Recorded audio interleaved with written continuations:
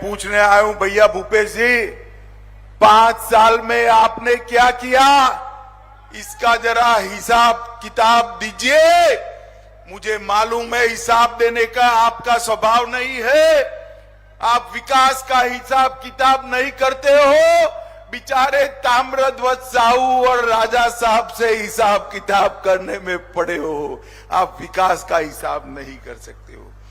मित्रों, आने वाला चुनाव एक सरकार बनाने का चुनाव नहीं, आने वाला चुनाव विधायक चुनने का चुनाव नहीं है। आने वाला चुनाव मोदी जी के नेतृत्व में स्वर्णिम भविष्य वाले छत्तीसगढ़ बनाने का चुनाव है। हर छत्तीसगढ़िया ने एक एक वोट मोदी जी के नेतृत्व में स्वर्णिम छत्तीसगढ़ बनाने के लिए देना है। छत्तीसगढ़ हमारे 15 साल के शासन में खाद्य और पोषण सुरक्षा देने वाला भारत का सबसे पहला राज्य बना, कौशल विकास उसका अधिकार देने वाला सबसे पहला राज्य बना। 150 दिन तक, जोर से ताली बजाइएगा, 150 दिन तक रोजगारी देने वाला सबसे पहला राज्य बना। महिला मजदूरों को मातृत्व अवकाश देने वाला पहला राज्य बना और माताओं बहनों को पंचायत चुनाव में 50% आरक्षण देने वाला पहला राज्य भी ये बना। इन्होंने छत्तीसगढ़ को कांग्रेस ने बीमारू राज्य बनाकर छोड़ा था, हमने इसको एजुकेशन हब बनाया, पावर हब बनाया, सीमेंट हब बनाया, इस्पात हब बनाया और हेल्थ केयर का भी एक बहुत बड़ा सेंटर बनाने का काम किया। NEET, NIT, IIT, IIIT, IIM, AIIMS और लाइवलीहुड कॉलेज देश में सबसे पहले बनाने का काम भारतीय जनता पार्टी ने किया। और मित्रों, भूपेश जी ने क्या कहा किया, 5 साल से 30% भूपेश कक्का सरकार चलाने का काम ये भूपेश जी ने किया। मित्रों, भूपेश बघेल ने छत्तीसगढ़ को कांग्रेस के दरबार का एटीएम बनाकर रखा है, एटीएम बनाकर रखा है। छत्तीसगढ़ के मेरे आदिवासी युवा के अधिकार का पैसा दिल्ली दरबार की कांग्रेस की तिजोरी में जाता है। दलित युवा का पैसा दिल्ली दरबार की कांग्रेस की तिजोरी में जाता है और मेरे पिछड़ा वर्ग के युवा भाइयों बहनों का अधिकार भी ये इनके एटीएम के थ्रू दिल्ली में जाता है। और मैंने करप्शन का ऐसा, जैसे फूड चेन बनते हैं ना, कोई पिज्जा का फूड चेन बनाएगा, कोई पाव भाजी का बनाएगा, इन्होंने करप्शन का पटवारी से लेकर मुख्यमंत्री तक का पूरा करप्शन चेन बना दिया है जो दिल्ली तक जाता है। शर्म आनी चाहिए आपको, शर्म आनी चाहिए। और मैं आपको बताता हूं, घोटालों की इतनी बड़ी सूची मैंने मेरे सार्वजनिक जीवन में कहीं नहीं देखी। शराब घोटाला, 2000 करोड़ रुपए का शराब घोटाला, इनके ऑफिस के अफसरान जेल में जाते हैं और उनको शादी में भी चैन नहीं आता है, कहीं वो मुंह न खोल दे, इसलिए डरकर घर में शादी कराते हैं।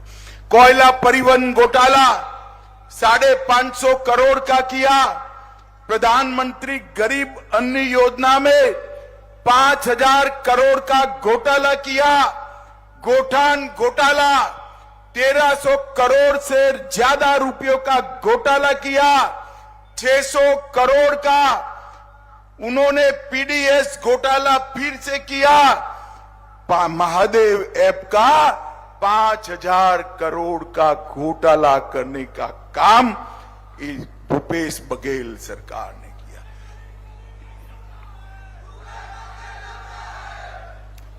उन्होंने तो बच्चों की नौकरियों को भी नहीं छोड़ा। पब्लिक सर्विस कमीशन का घोटाला कर बच्चों की नौकरियों में भी कटकी लेने का काम किया है। मित्रों, ये भूपेश बघेल सरकार कटकी और बटकी की सरकार है। हमें यहां विकास करने वाली सरकार चाहिए, मोदी जी के नेतृत्व में आगे ले जाने वाली सरकार। ढेर सारे वादे किए, प्रत्येक महिला को महतारी सम्मान योजना देना था। भूपेश बाबू क्या हुआ? मुफ्त 4 गैस के सिलेंडर देने थे। भूपेश बाबू क्या हुआ? 50,000 अतिरिक्त शिक्षक भरने थे। भूपेश बाबू क्या हुआ? शहरी क्षेत्रों में संपत्ति कर 50% कम करने का वादा किया था। क्या हुआ? राज्य में पूर्ण शराबबंदी लागू करने वाले थे। भूपेश बाबू, आपने क्या किया? बिजली का बिल आधा करने वाले थे। भूपेश बाबू, आपने क्या किया? उनको हिसाब देना चाहिए छत्तीसगढ़ की जनता को।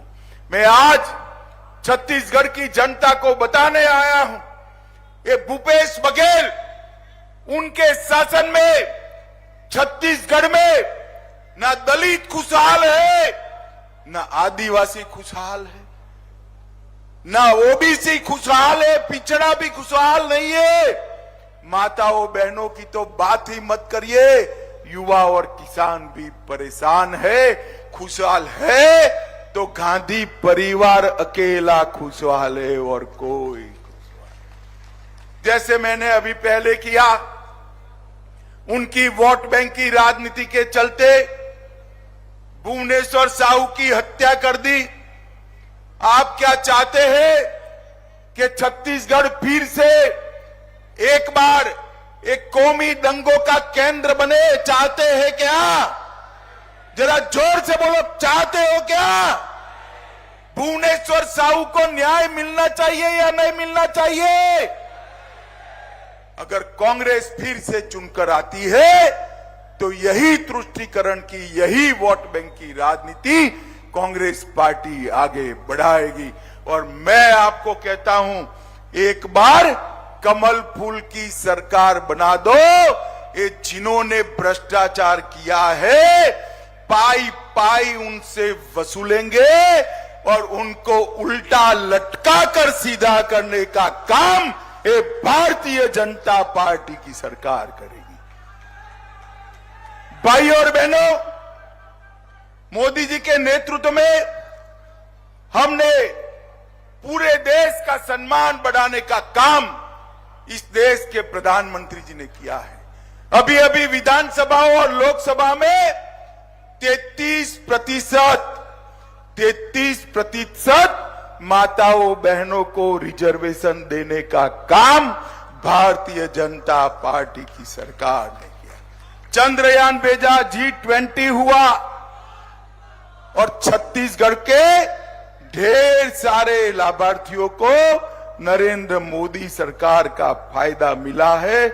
मित्रों, मैं आपको बताना चाहता हूं कि राजनांदगांव में मेडिकल कॉलेज 370 करोड़ रुपए का, 330 करोड़ के फ्लाईओवर, 48 करोड़ के शिवनाथ व्यय प्रवर्तन योजना नहर, 18 करोड़ से पेंड्री में निवास स्थानों, 15 करोड़ रुपयों से मातृ शक्ति के लिए अस्पताल, 13 करोड़ रुपए एजुकेशन के लिए और 10 करोड़ रुपया मॉडल कॉलेज और वंदे भारत ट्रेन का सौगात भी नरेंद्र मोदी सरकार ने किया है। और मैं आज भूपेश जी को पूछना चाहता हूं, भूपेश जी, 2004 से 14। All right, viewers. Amit Shah speaking in Chhattisgarh and poll-bound Chhattisgarh, where he has also mentioned very, very clearly that a lot of corruption was very prevalent in this state. He also spoke about the Mahadev betting app, which is under the ED's radar. Let's play out that exact statement of Amit Shah. और मैं आपको बताता हूं, घोटालों की इतनी बड़ी सूची मैंने मेरे सार्वजनिक जीवन में कहीं नहीं देखी। शराब घोटाला, 2000 करोड़ रुपए का शराब घोटाला, इनके ऑफिस के अफसरान जेल में जाते हैं और उनको शादी में भी चैन नहीं आता है, कहीं वो मुंह न खोल दे, इसलिए डर कर घर में शादी कराते हैं। कोयला परिवहन घोटाला 550 करोड़ का किया। प्रधानमंत्री गरीब अन्न योजना में 5000 करोड़ का घोटाला किया। गोठान घोटाला 1300 करोड़ से ज्यादा रुपयों का घोटाला किया। 600 करोड़ का उन्होंने पीडीएस घोटाला फिर से किया। महादेव ऐप का 5000 करोड़ का घोटाला करने का काम भूपेश बघेल सरकार ने किया। ये उन्होंने तो बच्चों की नौकरियों को भी नहीं छोड़ा। पब्लिक सर्विस कमीशन का घोटाला कर बच्चों की नौकरियों में भी कटकी लेने का काम किया है। मित्रों, ये भूपेश बघेल सरकार कटकी और बटकी की सरकार है। हमें यहां विकास करने वाली सरकार चाहिए।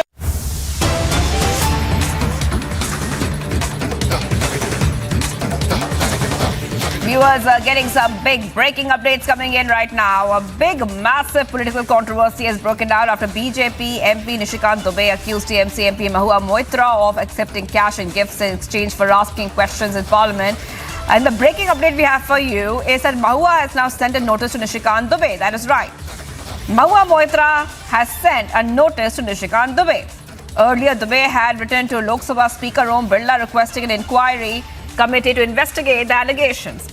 Moitra has denied the allegations and claimed that she was being targeted for raising concerns about favoritism towards the Adani Group, viewers. So remember that the BJP's Nishikant Dubey had demanded immediate suspension of the TMC MP Mahua Moitra, alleging that she took bribes to ask questions in Parliament from businessmen to target the Adani Group and the Prime Minister as well. And what we see right now is a notice which is sent to BJP MP Nishikant Dubey. Let's go ahead and play out the reactions coming in. Nishikant ji parliamentarian, awarded parliamentarian है और वो जब खड़े होते हैं तथ्यों के साथ खड़े होते हैं और उनकी विश्वसनीयता है पार्लियामेंट में। अगर पत्र लिखा है तो उनके प्रीवियस विश्वसनीयता को नकारा नहीं जा सकता। महुआ एमसी जबकि सबसे बड़ी पंचायत भारत के निष्पक्ष लोकतंत्र और भारत के सबसे बड़े लोकतंत्र के मंदिर की मर्यादा का अपमान किया है, हनन किया है। पूरे विषय में भारत व भारत की सदन की अपमान किया गया। किस तरह टीएमसी पूरी तरह भ्रष्टाचार व लोकतंत्र के सबसे बड़े मंदिर को, वहां की मर्यादा को तार तार कर रही है। All right, let's go straight to Abhishek Kapoor, our senior executive editor, is joining us on the phone line.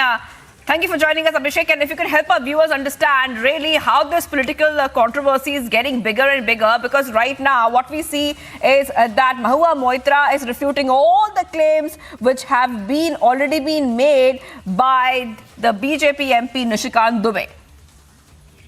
Well, so the story came out after a lawyer by the name of Jay Anant Dahadrai went public with some allegations. There was some personal fallout also, which we are not getting into. So the viewers need to understand that information was picked up by BJP MP Nishikant Dubey. he thought that there is a breach of privilege and contempt of the parliament. And because Mahua Moitra is a member of parliament, he wrote a letter to the Lok Sabha Secretariat, to the speaker actually, and which lies with the Lok Sabha Secretariat, where it is to be decided whether this has to be sent to the Privileges Committee, because that's the request made by BJP MP Nishikant Dubey against Mahua Moitra, that she is in breach of privilege of parliament and a contempt of the parliamentary proceedings, because it seems, according to the charges leveled by Nishikant Dubey, that Mahua Moitra was asking questions in parliament on behalf of some corporate interests, or she was in fact, as alleged in the complaint and filed in an affidavit, that she was letting the corporate interests effectively control asking of those questions directly, also in the sense that she had, for example, provided her computer login to one person named as Darshan Hiranandani of the Hiranandani group, and so those questions were being asked on behalf of the Hiranandani group. So that's the allegation essentially in the affidavit, and something which has been forwarded by Nishikant Dubey to the parliament and to the speaker in parliament. Now, as the privilege proceedings go, Shivangi, Speaker is the chairman of the head of the Privileges Committee of the Parliament, and it's for the Speaker to take a call whether if the Lok Sabha Secretariat forwards this complaint to the Privileges Committee of Parliament. So it's stuck there as of now, and in response, Mahua Moitra has strongly denied these charges, and in fact she has gone on to slap a legal notice not just on Nishikant Dubey and lawyer Jayanant Dehadrai, but also on some of the media platforms which carried the news story yesterday. So, I mean, this is the same Mahua Moitra who generally is believed to be batting for press freedom. This is the same Mahua Moitra who believes in democracy and finds the government a fascist government, and generally very, waxes eloquent in parliament about how this government is only about one corporate group, which is the Adani group. Now it seems that she has actually been asking, if you go by these allegations, questions for a rival corporate group, and the allegation is that she was doing this for whatever benefits. So I think the story is panning out. The BJP officially we have not seen getting picked up, but it's likely, given the fact that the matter has been picked up by one of their MPs and turned into a privileges issue, at some stage you would see a little more senior response coming in from the government perhaps, or even the party. Absolutely, Abhishek. And this entire controversy is snowballing and becoming bigger and bigger. We will keep a very close eye on the story. And we're also getting many reactions coming in. Let's play them out. और निशिकांत दुबे जी ने जो आरोप लगाया, गंभीर आरोप है, वो उसको जो प्रिविलेज कमेटी है उसको तुरंत उसको ऊपर कार्रवाई करना चाहिए। बंगाल की जनता की मांग है। आप क्या मांग कर रहे हैं? वो प्रिविलेज कमेटी के करना चाहिए। आरोप बहुत गंभीर है। निशिकांत दुबे बहुत सीनियर एमपी है, हमारी लीडर है, पार्लियामेंट का जुझारू वक्ता है। निशिकांत दुबे जी ने जो आरोप लगाया, सुप्रीम कोर्ट को एक लॉयर ने जो आरोप लगाया, उसके ऊपर प्रिविलेज कमेटी को तुरंत कार्रवाई होना चाहिए। बंगाल का जनता ने ये उम्मीद करता है प्रिविलेज कमेटी के ऊपर। दादा, पैसे लेकर सवाल करने में 10 सांसदों की सदस्यता जा चुकी है, इसलिए इसमें बहुत बढ़िया तगड़ा इंसिडेंट है। उसको प्रिविलेज कमेटी को इसको as early as possible please take up this issue. Mahua Moitra ने जो सवाल पूछा है, वो सवाल देश के अंदर में बुनियादी सवाल है, और लोकसभा में और राज्यसभा में कौन क्या प्रश्न पूछेगा, यह भी अधिकार मोदी तंत्र में केवल और केवल मोदी सरकार के साथ रहने वाले लोगों को है। यह अधिकार नहीं है, लोकतंत्र है, और लोकतंत्र में किसी को प्रश्न पूछने की आज़ादी है। किस बात का पैसा लेते हैं भाई, आप प्रमाण दीजिए, किसी के बारे में अनर्गल आरोप लगा दीजिएगा। और सीएजी की रिपोर्ट आई कि द्वारिका एक्सप्रेसवे में 200 से ज्यादा करोड़ का सड़क बना, इस पर जुबान खामोश। भ्रष्टाचार का तो नग्न रूप इस देश के राजनीति में अगर देखना है तो आदरणीय नरेंद्र मोदी जी के शासनकाल में।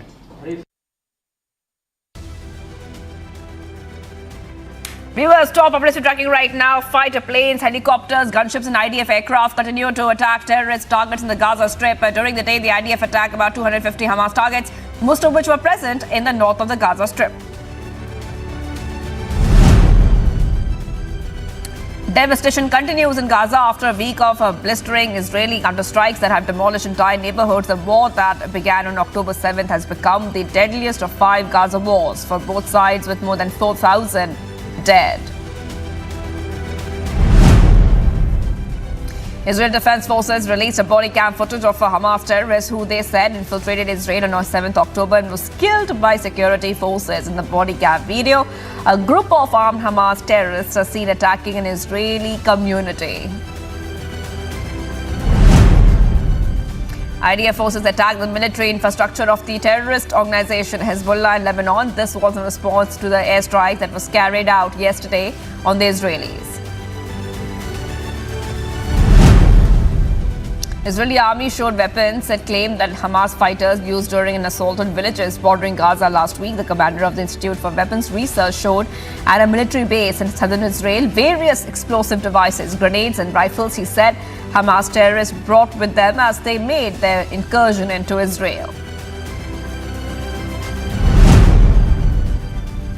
IDF shared visuals of fighter aircraft, its F-16I multi-role fighter, as it continues to strike Hamas targets in the Gaza Strip.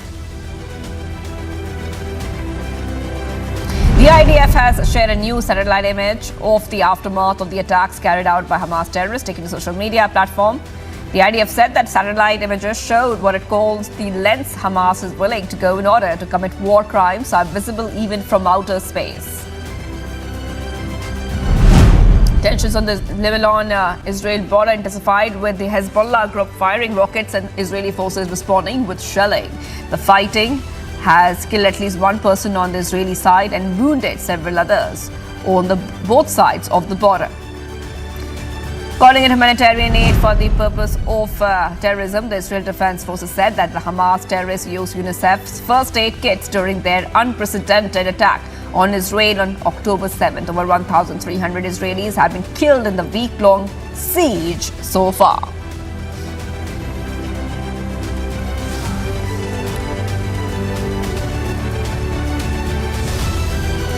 So viewers, we are tracking all the latest developments coming in the Israel-Hamas war, which has entered day 10 now. But we're also tracking many more stories nationally and what is really happening in India. Coming up on the other side, a liquor merchant association alleges bribes for a license under Congress government in Karnataka. Plus 3 top commanders of Hamas killed in relentless airstrikes as Israel goes all out. Stay tuned.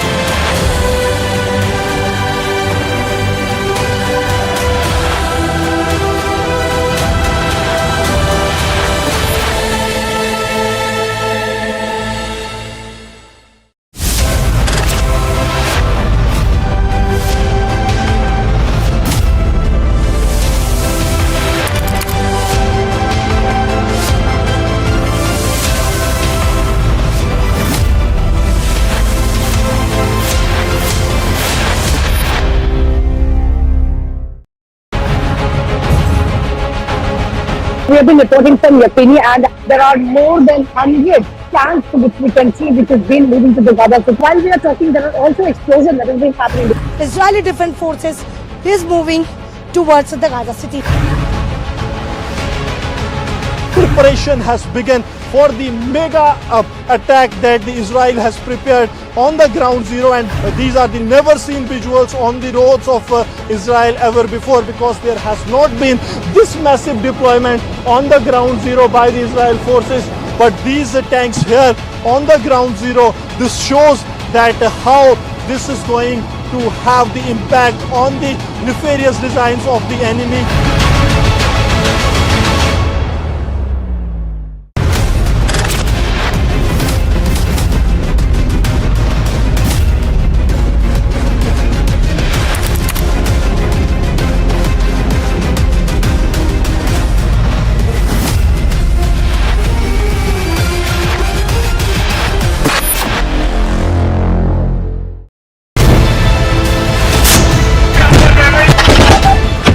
Right now we are reporting from the Sedroid. This is one of the area that is close to the militarized zone and is hardly 800 meters from the border. If even in the background you can see some of the exchange of fire that is taking place, we can expect something big from the Israel side because the ultimatum has ended. The Israel Prime Minister on the forefront and he has met the soldiers. That means everything is in place for the mega strike that the Israel is planning.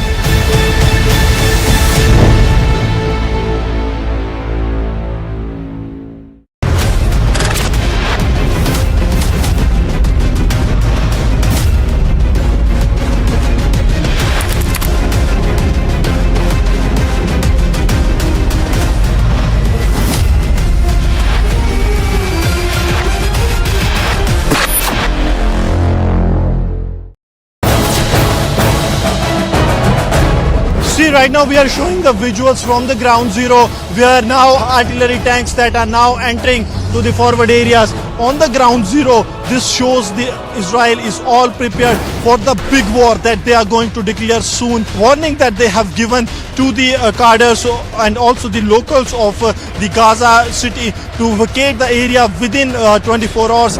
These are the never seen visuals on the roads of Israel ever before because there has not been this massive deployment on the ground zero by the Israel forces.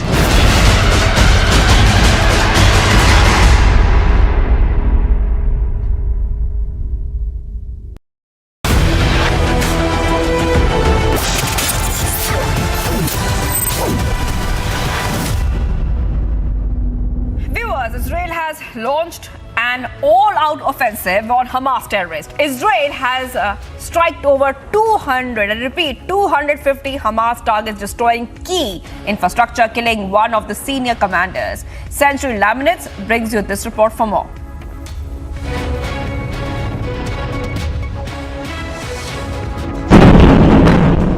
IDF fighter jets, helicopters and aircraft continue to strike terror targets in the Gaza Strip. Throughout the day, the IDF struck approximately 250 military targets, mostly in the northern Gaza Strip. A dozen of military headquarters, a series of military observation posts and a number of rocket launching posts used by Hamas and Islamic Jihad terrorist organizations was struck. The Israeli military has also killed a Hamas Southern District of National Security commander identified as Mutaz Eid after launching new strikes. The Israeli army has also recovered weapons it claimed that Hamas fighters used during an assault on villages bordering Gaza last week. The commander of the Institute for Weapons Research said that various explosive devices, grenades and rifles were brought by the Hamas terrorists who made their incursion into Israel. Agency report for Republic TV. Viewers, much more coming up. Liquor Merchant Association alleges bribes for license under Congress government in Karnataka. Amity has been ranked India's #1 not-for-profit private university for 11th year, with top 10 ranked institutions in management, engineering, biotech, law, mass comm, telecom, hospitality, fashion and more. Yet another top ranking for Amity University.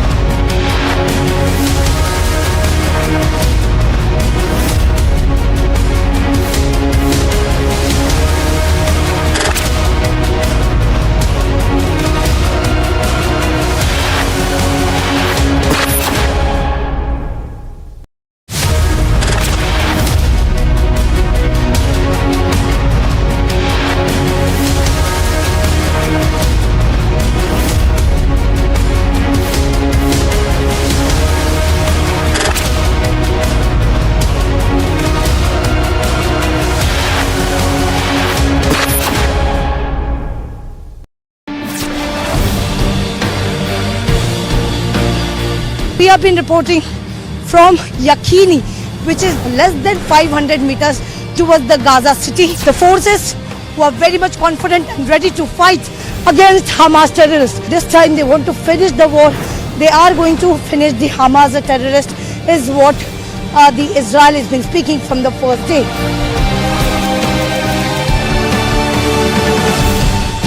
We are showing you from the ground zero that how these mega operations are being planned by the security forces, and we have seen how the things are moving here at the ground zero, where the big tanks here on the roads of Gaza Strip, these are moving towards the Escalation.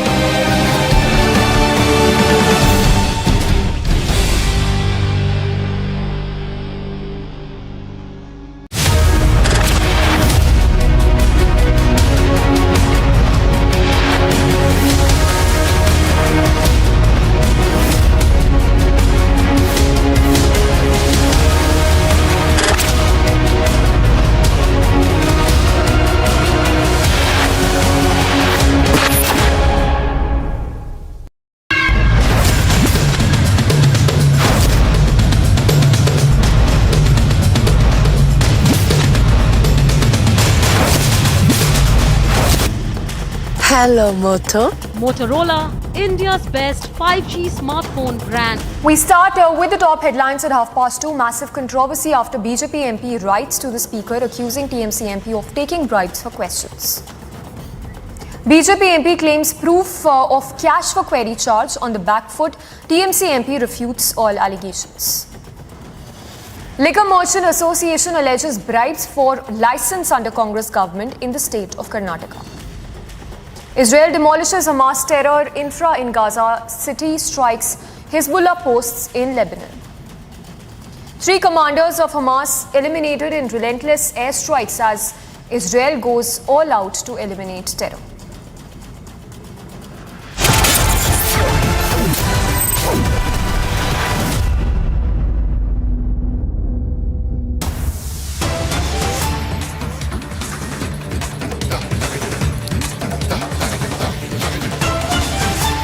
And we start with an explosive Republic Kannada newsbreak that's just coming in. The IT department sources have spoken to Republic Kannada on the seizure of 42 crore rupees that was made from a former Congress corporator. Now, as per sources, there is massive flux in Congress over income tax raids happening. 2 top leaders' names have also emerged in the income tax raids being carried out across the state of Karnataka. So a big scam there that is coming to light, the latest being sources in the IT department telling Republic on this 42 crore seizure that was made. As per sources in the IT department, there is a massive flux in Congress over the income tax department. Remember that there have been key meetings also of the Congress taking place in the state while these raids have been happening over the past few days. And as we speak, those are the visuals of the massive seizure or the cash stash amounting to 42 crore rupees that was recovered from the former Congress corporator's residence. Let's go across to Prajwal, who's joining us with more details. Prajwal, explain to us the link of the Congress when it comes to this big seizure that's been made.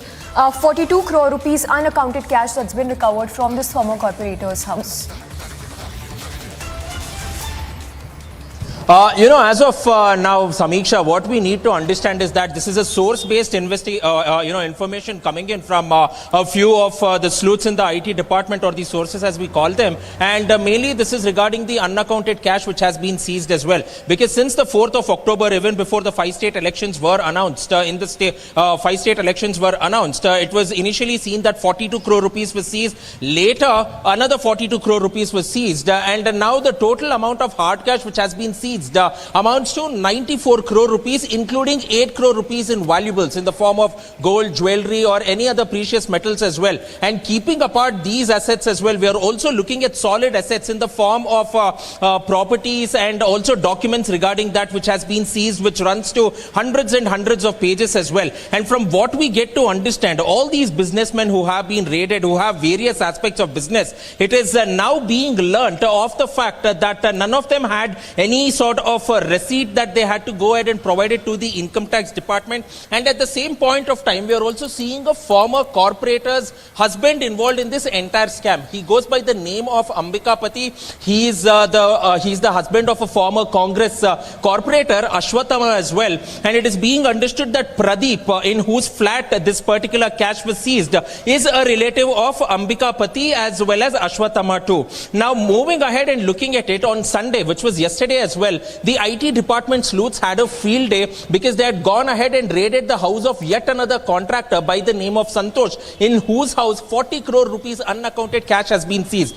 So far, to the query which has been opposed by the income tax officials, it is being learnt that they have stated that this particular amount of money belongs to a private company which is being run by them, which goes by the name of the IT Corp, and they have also been served notices by the income tax department to appear on Tuesday, which is tomorrow as well. So Ambikapati and his entire family, along with many of the businessmen and realtors who were raided in the state of Karnataka, will be present in the IT department inquiry as well.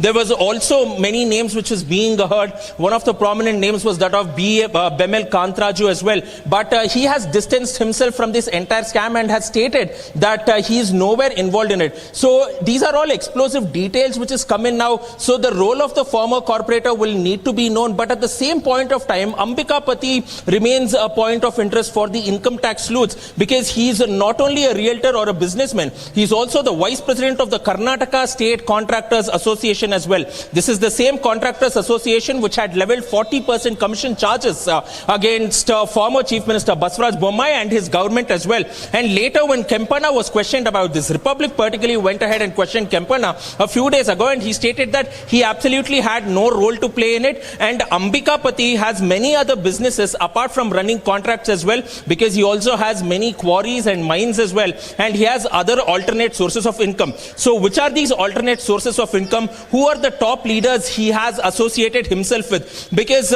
we also know for a fact that on the 8th of August, Ambikapati, with a delegation of the Karnataka state contractors, had met the Chief Minister of Karnataka, Siddaramaiah, in his official residence as well. And we also saw an image of that. So many of them are going ahead and linking that this might be one of the links between the contractors as well as the Congress leaders in the state of Karnataka. And largely all these funds that are being used is being pumped for the 5 states is what the charges being leveled by the BJP as well. And therefore we also saw a massive protest in the state of Karnataka across many districts as well. Tomorrow we will also be seeing a massive protest in Bengaluru city by the BJP leaders. Right, Prajwal, thank you for the moment. We'll keep coming back to you. For now, we have more news break coming in. This one, an update that's coming in from the Israel on the Gaganyaan mission. In fact, this is on mission Gaganyaan, an update of which has been shared by Team Israel, stating that the T1 D1 test flight is scheduled for 21st of October between 7 a.m. and 9 a.m. from Sriharikota. So that's the update that's coming in, essentially the time that's been mentioned by the ISRO team, which is between 7 a.m. and 9 a.m. that the TVT1 test flight is set to take off. Note that earlier ISRO chief Dr. S. Somnath had confirmed that TVD1, which is the Test Vehicle Development Flight 1 maiden test flight, as part of Indian astronaut program Gaganyaan, will take off on Saturday, October 21st, adding that D1 would be followed up with at least 3 more tests of the same nature. So the time now being mentioned by Team ISRO, which is between 7 a.m. to 9 a.m., that this TVD1, which is the Test Vehicle Development Flight 1, the maiden test flight will be taking off from Sriharikota. Alright, we'll try and get more details, but just to give a recap, this is an update on Gaganyaan mission. This after ISRO chief Dr. S. Somnath had earlier confirmed that TVD1, which is the Test Vehicle Development Flight 1, the maiden test flight, which is part of the Gaganyaan mission, is set to take off on 21st of October. ISRO now sharing details on this time when the mission would take off. This is between 7 a.m. to 9 a.m. on 21st of October, when TVD1 test flight is set to take off.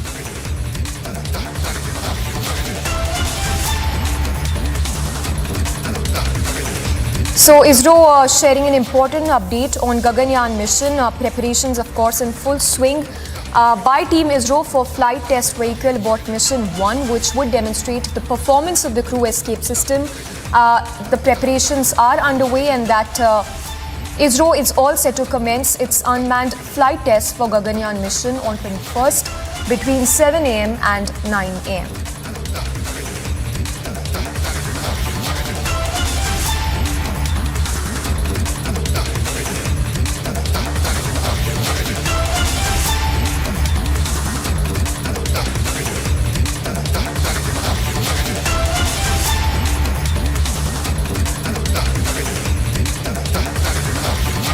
All right, let's take a word from Srijan Pal Singh, senior scientist, founder of Kalam Center, who's joining us on the broadcast. Sir, good afternoon. Your first thoughts on Mission Gaganyaan? That's an important update being shared by the ISRO team that this mission is set to take off on 21st of October between 7 a.m. and 9 a.m. Yes, it's a wonderful day. It's a wonderful declaration, and we all look forward to that day when our Gaganyaan mission will start. Of course, as we all know, Gaganyaan is the most complicated mission which ISRO would have undertaking in its history, and it will involve multiple stages.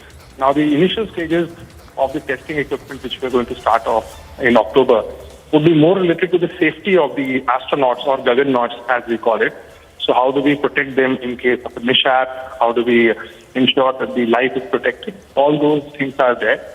And it just shows another episode in ISRO's character where our beginning of the mission is in safety of the human being. So we're starting that mission. Gaganyaan will see multiple stages of trial, and after that, we expect that sometime next year, we should be able to be confident enough to actually send human beings, Indians, into space using Indian technology. And that would be a monumental moment, because that has been always the dream of humankind, to send humans into space. And now with Indian technology being able to do that, I think it will open so many vistas, because when Gaganyaan is successfully done, we all know space tourism would be a huge sector upcoming in the global economy, and I think India could play a huge role if we are able to successfully do that. I'm sure we will. Well, absolutely, yes, sir. Appreciate you speaking to us. That was Srijan Pal Singh, senior scientist and founder at Kalam Center, sharing his views on ISRO update on Gaganyaan mission. That is the unmanned flight test that would take off on 21st of October. Hello, Motorola, India's best 5G smartphone brand. And here's a look at news in brief. The Biden administration is now sending another carrier strike group to the Eastern Mediterranean region to support Israel.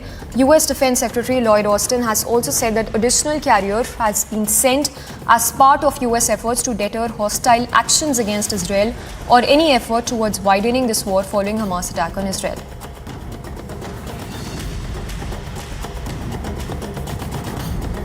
U.S. Secretary of State Antony Blinken said that Egyptian-controlled border crossing into Gaza would reopen, and U.S. is working with Egypt, Israel and United Nations to get assistance through this process.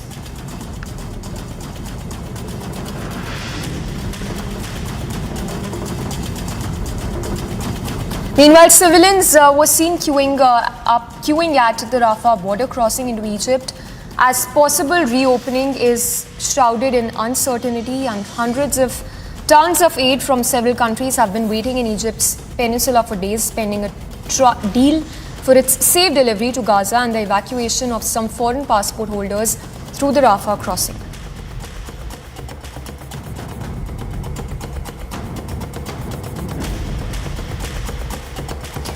Reports suggest that Germany's Chancellor is set to visit Israel on Tuesday. German Foreign Minister remember, was in Israel last week, where she expressed Poland's firm support for the country to defend itself against an attack launched by the Palestinian Hamas group on 7th of October, claiming hundreds of lives. A Thai Air Force plane carrying 130 evacuees from Israel arrived early Monday in Bangkok. The evacuation flight on an Airbus A340 that carried 127 men, 2 women and a girl was the first of a planned 6 flight of Thailand's Air Force. Small batches of evacuees had previously arrived on commercial flights. Meanwhile, Ukraine President Zelensky has said that 260 Ukrainian nationals are still stuck in Gaza. Ukraine's embassy in Israel said on Saturday that 207 Ukrainian citizens, including 63 children, have already been evacuated from Tel Aviv to Romania. Thousands of people gathered to march in support of Israel in New Jersey. Many carried Israeli flags as well as signs reading, "We stand with Israel." A number of Palestinians killed in Israeli airstrikes were buried in Khan Yunis area in the Gaza Strip. Relatives and friends carried the stretchers with the shrouded bodies of their loved ones through the streets of the city. The UN Relief and Work Agency for Palestinian Refugees has issued its latest situational report on Gaza and the West Bank, in which it has said there are not enough body bags for the dead in Gaza.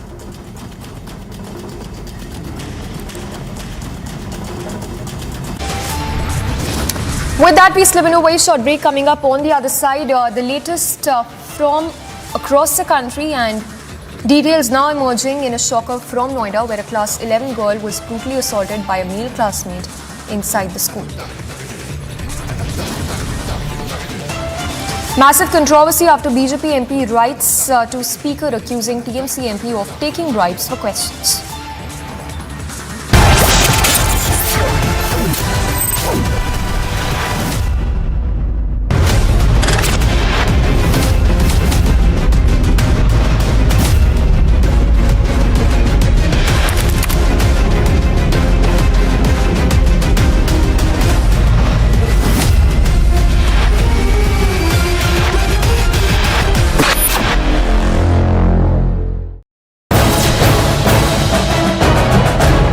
See, right now we are showing the visuals from the ground zero, where now artillery tanks that are now entering to the forward areas. On the ground zero, this shows the Israel is all prepared for the big war that they are going to declare soon. Warning that they have given to the cadres and also the locals of the Gaza city to vacate the area within 24 hours. These are the never seen visuals on the roads of Israel ever before, because there has not been this massive deployment on the ground zero by the Israel forces.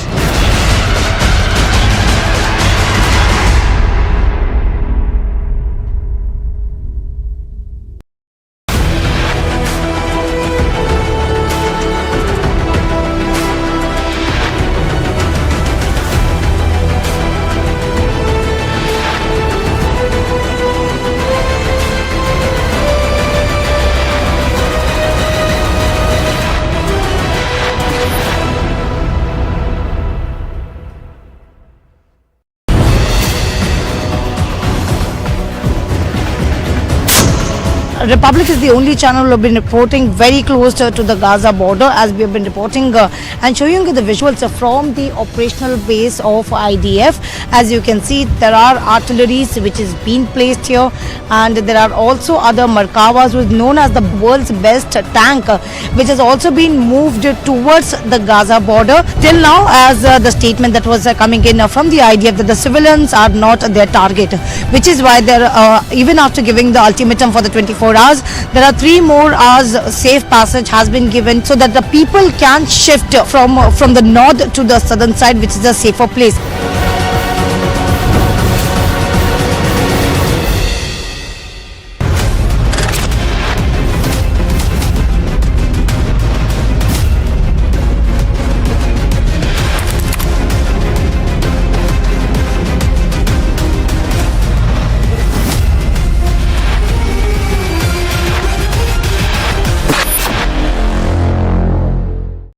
Israel has started to bombard Gaza in retaliation for the act of barbaric terror unleashed on the people of Israel. Netanyahu has announced his intent. There is going to be a solid ground offensive. The Hamas is in panic. There is a definite division of the world order between those who believe that Israel has the right to retaliate for the killing of its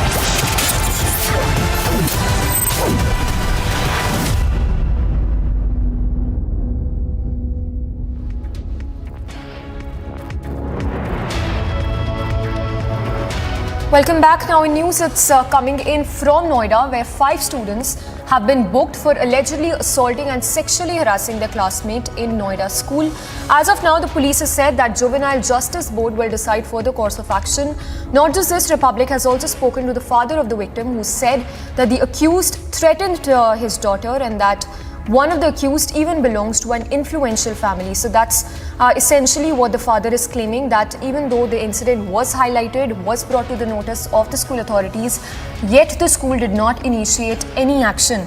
Not just this, we given to understand that there were mails that were sent by the victim to the school authorities, yet no action was initiated on part of the school. First up, listening to the statement that's now coming from the police on this entire incident.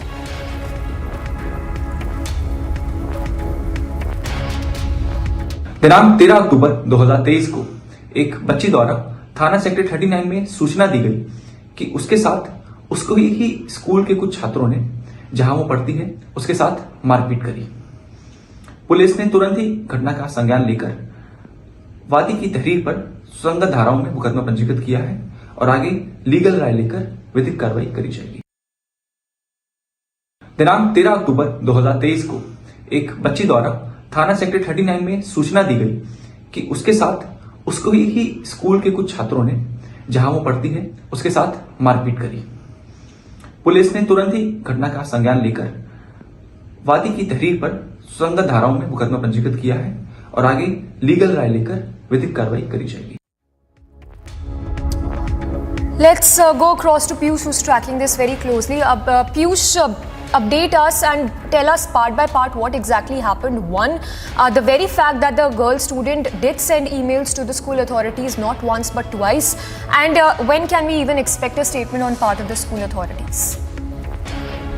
So yes, Samiksha, this is a very shocking case that has come from a private school in Noida, wherein a girl has alleged that she was being sexually harassed by 5 of her classmates. And also, it has now been revealed that when she retaliated against it, she was also physically beaten by these 5 students. Now, subsequently, what we have been told is that the Noida police has registered an FIR and has also issued a notice to the school authorities, because as what has been alleged is that all this was happening within the educational complex, and the girl had appraised of the school authorities of the kind of sexual harassment she was meted to. So yes, a lot now needs to be explained by the school authorities of why there was no action that was taken reportedly against these 5 students who were reportedly sexually harassing this girl. Now, what we have been told is that we've also had a word with the girl's father, and what we have been told is that the reason the school authorities were very soft on these 5 boys were because one of the main accused in this case has deep political connections. In fact, what we've also been told is that one of his uncles is a retired IPS official. So perhaps that could be one of the reasons why the school authorities may have been slightly soft on these students. But yes, there is now a lot of pressure which has been growing on the school authorities to explain that if such kind of act was indeed happening in the educational complex, why was it allowed to happen? And now, with an FIR now being also registered, it becomes even more important for the school authorities to explain and to give an official explanation of why such kind of acts were allowed to happen in their education complex. Back to the studio. Yes, Piyush, just one last question before we let you go. If you can briefly summarize what exactly was mentioned in the mails that were sent by the victim to the school authorities, not once but twice. Despite that, the school authorities did not essentially act. So, Samisha, let me just tell you that the girl and her father has made some very serious allegations. What they have appraised to the school authorities is that the girl was repeatedly complaining of her being sexually harassed by 5 of her classmates. In fact, they were trying to repeatedly molest her and try to make some very indecent comments on her. And this was all being complained by the girl to the school authorities. And subsequently, when her patience ran out, she retaliated against it, leading to her being physically beaten by these 5 students apparently, following which an FIR was registered in which again, it has been mentioned very specifically that how the girl was being repeatedly sexually harassed within the school complex by these 5 students. And after she retaliated against it, she was physically beaten. So yes, some very serious allegations indeed.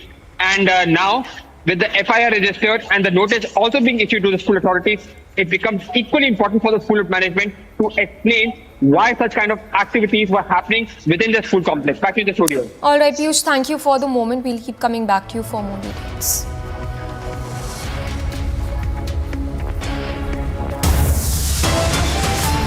Massive controversy after BJP MP writes to Speaker accusing TMC MP of taking bribes for questions. 3 top commanders of Hamas eliminated in relentless airstrikes as Israel goes all out.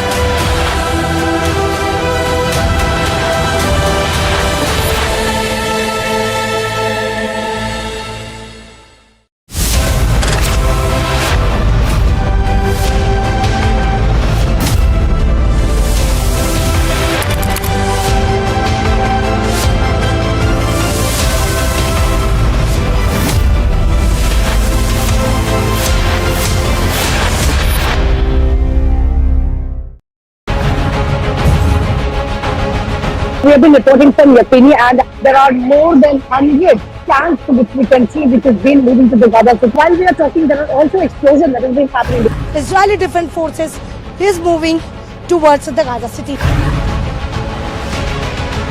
Preparation has begun for the mega attack that the Israel has prepared on the ground zero, and these are the never seen visuals on the roads of Israel ever before, because there has not been this massive deployment on the ground zero by the Israel forces.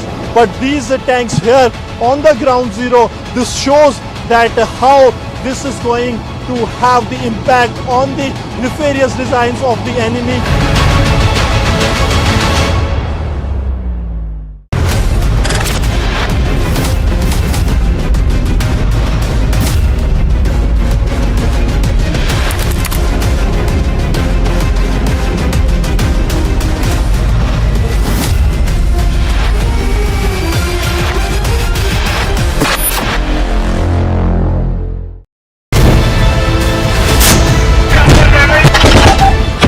Right now we are reporting from the Cedroid. This is one of the area that is close to the militarized zone and is hardly 800 meters from the border. If even in the background you can see some of the exchange of fire that is taking place, we can expect something big from the Israel side, because the ultimatum has ended. The Israel Prime Minister on the forefront and he has met the soldiers. That means everything is in place for the mega strike that the Israel is planning.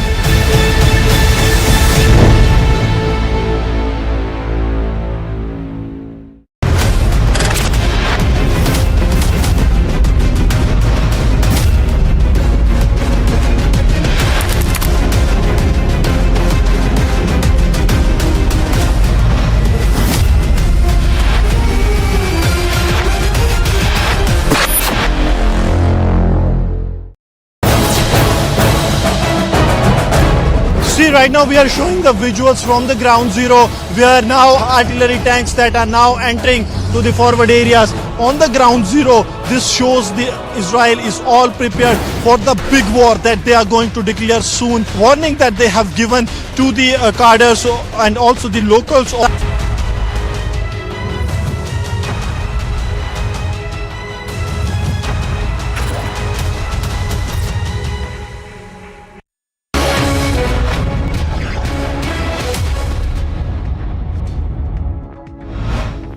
Prime Minister Benjamin Netanyahu's office has denied reports that it has agreed to halt fire in southern Gaza to allow humanitarian aid to enter through the Rafah border crossing. Israeli Prime Minister Benjamin Netanyahu chaired the first meeting of the country's emergency government cabinet since the start of the war with Hamas. The cabinet stood for a minute of silence for those killed in this attack on southern Israel, which ignited the latest conflict.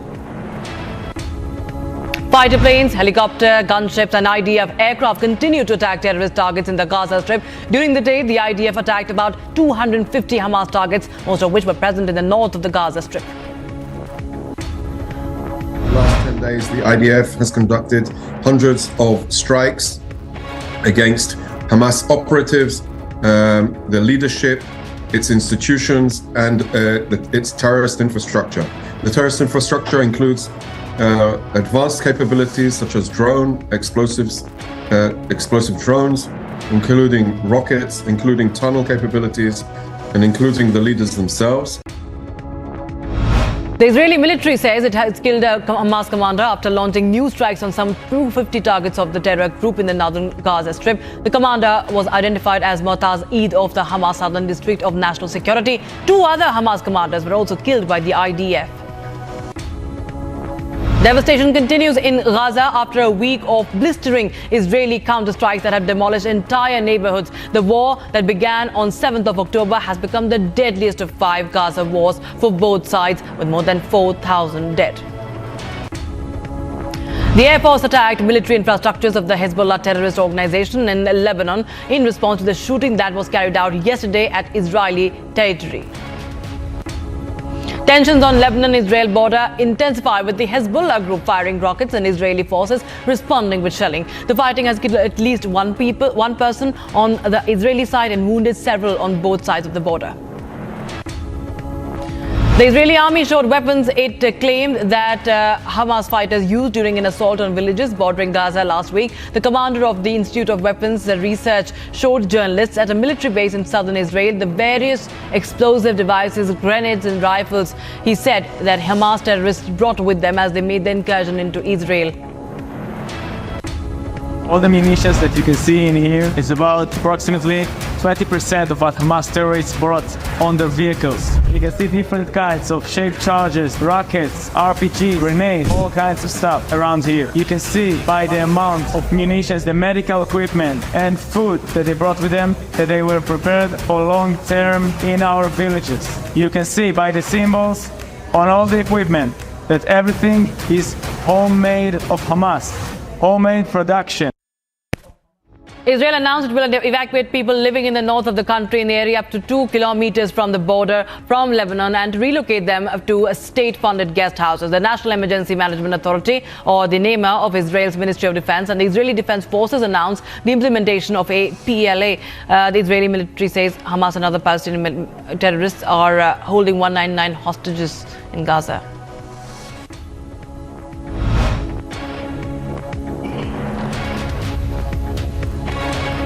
Now, around 199 people have been held hostage in Gaza. That is what the IDF has stated officially, and it says that this is higher than previous estimates. President Joe Biden is considering a trip to Israel in the coming days, but no travel plan has been finalized yet. It would be a powerful symbol of sympathy and support following the brutal attack by Hamas. U.S. Secretary of State Antony Blinken said that the Egyptian-controlled border crossing into Gaza would reopen, and the U.S. was working with Egypt, Israel and the United Nations to get assistance through it. With regard to Rafah, I had a very good conversation with President al-Sisi. We have put in place, and Egypt has put in place, a lot of material support for people in Gaza. And Rafah will be open. We're putting in place with the United Nations, with Egypt, with Israel, with others, the mechanism by which to get the assistance in and to get it to the people who need it. Meanwhile, civilians were seen queuing up at the Rafah border crossing into Egypt as possible reopening shrouded in uncertainty. Hundreds of tons of aid from several countries have been waiting in Egypt's Sinai Peninsula for days, pending a deal for its safe delivery to Gaza and the evacuation of some foreign passport holders through the Rafah crossing. The Secretary General of the United Nations, Antonio Guterres, has called on the Hamas to immediately release the hostages without keeping any sort of conditions. In a post on social media platform X, Guterres made two humanitarian appeals amid the present situation in the Middle East.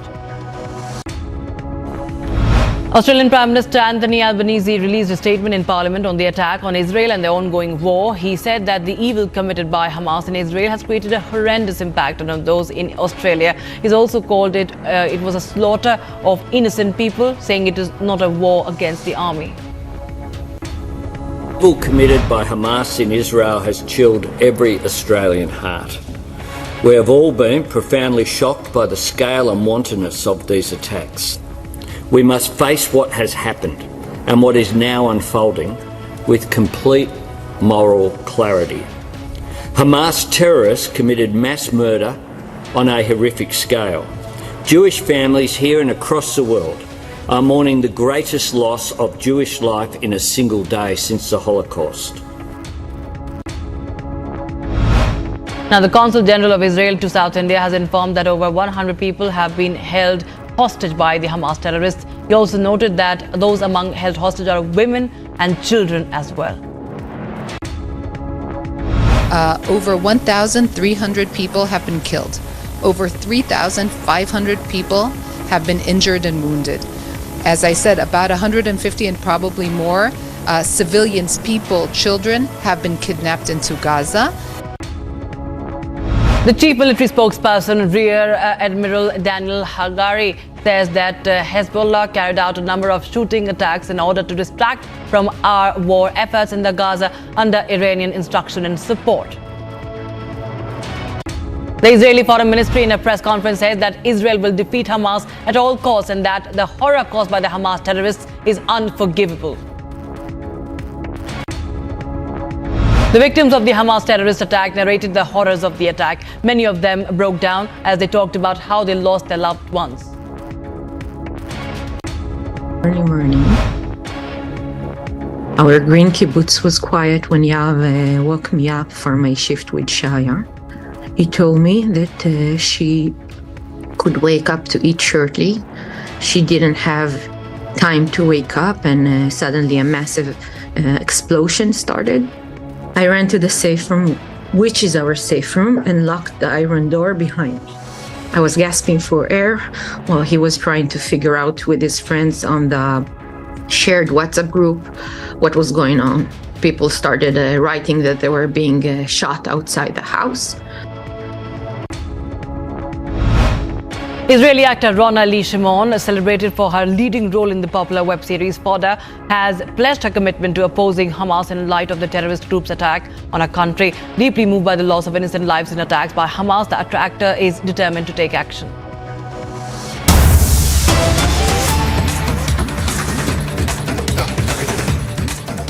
All right, a big update coming in. This in connection with the Nitari killings in Noida.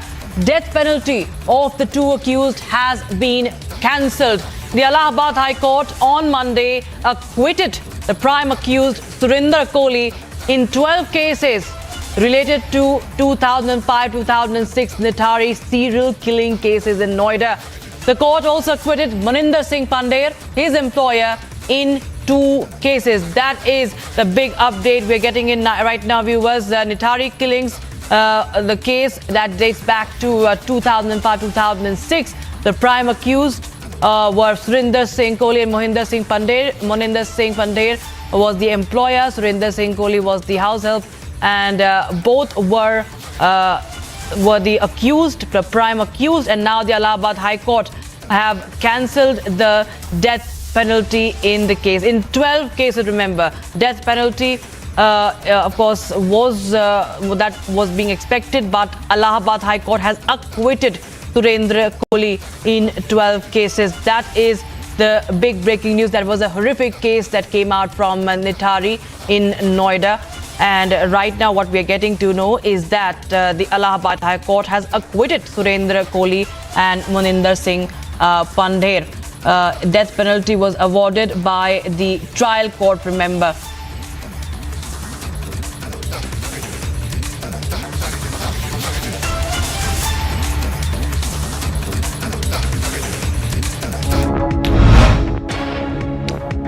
Moving on, Israel Defense Forces released a body cam footage of a Hamas terrorist who they said infiltrated Israel on 7th of October and was killed by security forces. In the body cam video, a group of armed Hamas terrorists are seen attacking an Israeli community. IDF shared visuals of fighter aircraft of its F-16 Sofa multi-role fighter as it continues to strike Hamas targets in the Gaza Strip. The F-16I Sofa is a modified variant of the F-16D Block 50 and 52 fighter and ground attack aircraft. Amid the ongoing conflict with Hamas, Israel Defense Forces said that the terrorist group's willingness to commit war crimes visible from outer space. Now, taking to X, Israel Defense Forces posted satellite images to show how Israel looked before and after the Hamas's attacks on the 7th of October. A rocket hit the headquarters of the UN peacekeeping mission in southern Lebanon in the coastal town of Nakhora as clashes between the terrorist Hezbollah group and its allies and the Israeli military escalated. No one was killed during the strike. A number of Palestinians killed in Israeli airstrikes were buried in Khan Yunis in the Gaza Strip. Relatives and friends carried the stretchers with the shrouded bodies of their loved ones through the streets of the city. Calling it a humanitarian aid for the purpose of terrorism, the Israel Defense Forces said that the Hamas terrorists used UNICEF first aid kits during their unprecedented attack on Israel. Over 1,300 Israelis have been killed in the week-long siege so far, viewers. U.S. Secretary of Defense Lloyd Austin ordered the USS Eisenhower carrier strike group deployed to the eastern Mediterranean in a move widely seen as a deterrent to Iran and Hezbollah. The announcement comes just after Austin completed his visit to Israel, where he met with the Prime Minister Benjamin Netanyahu and Defense Minister Yoav Gallant. Republican presidential candidate Ron DeSantis welcomed returnees from Israel after their plane touched down in Florida. The Florida governor has said that the U.S. should not take in any Palestinian refugee if they flee the Gaza Strip because they are all anti-Semitic.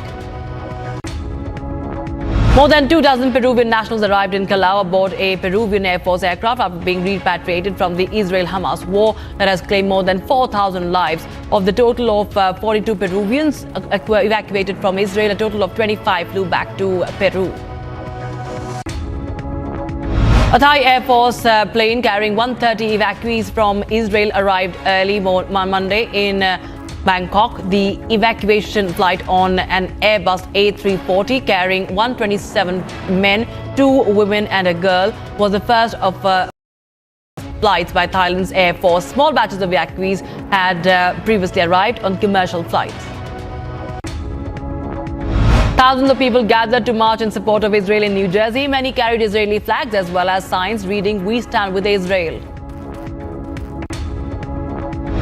The UN Relief and Works Agency for Palestine Refugees, that is the UNRWA, has issued its latest situational report on Gaza and the West Bank, in which it is said that there are not enough body bags for the dead in Gaza. Reports say that Germany's Chancellor Olaf Scholz is set to visit Israel on Tuesday. German Foreign Minister Annalena Baerbock was in Israel last week, where she expressed Berlin's firm support for the country to defend itself against an attack launched by Palestinian Hamas group, in which hundreds of Israelis have been killed or taken hostage. Leaders from member countries of China's Belt and Road Initiative began arriving in Beijing ahead of the two-day forum. China will host the meeting next week, showcasing the BRI, which was launched 10 years ago to boost trade and investment by improving China's transport links with the rest of the world. Representatives from more than 130 countries will attend the forum, according to Chinese authorities. BJP MP Nishikant Dubey has accused TMC MP Mahua Moitra of accepting cash and gifts in exchange for asking questions in the parliament. Mahua Moitra has sent a notice to BJP MP Nishikant Dubey. The TMC MP has denied the allegations and claimed she was being targeted for raising concerns about favoritism towards the Adani group.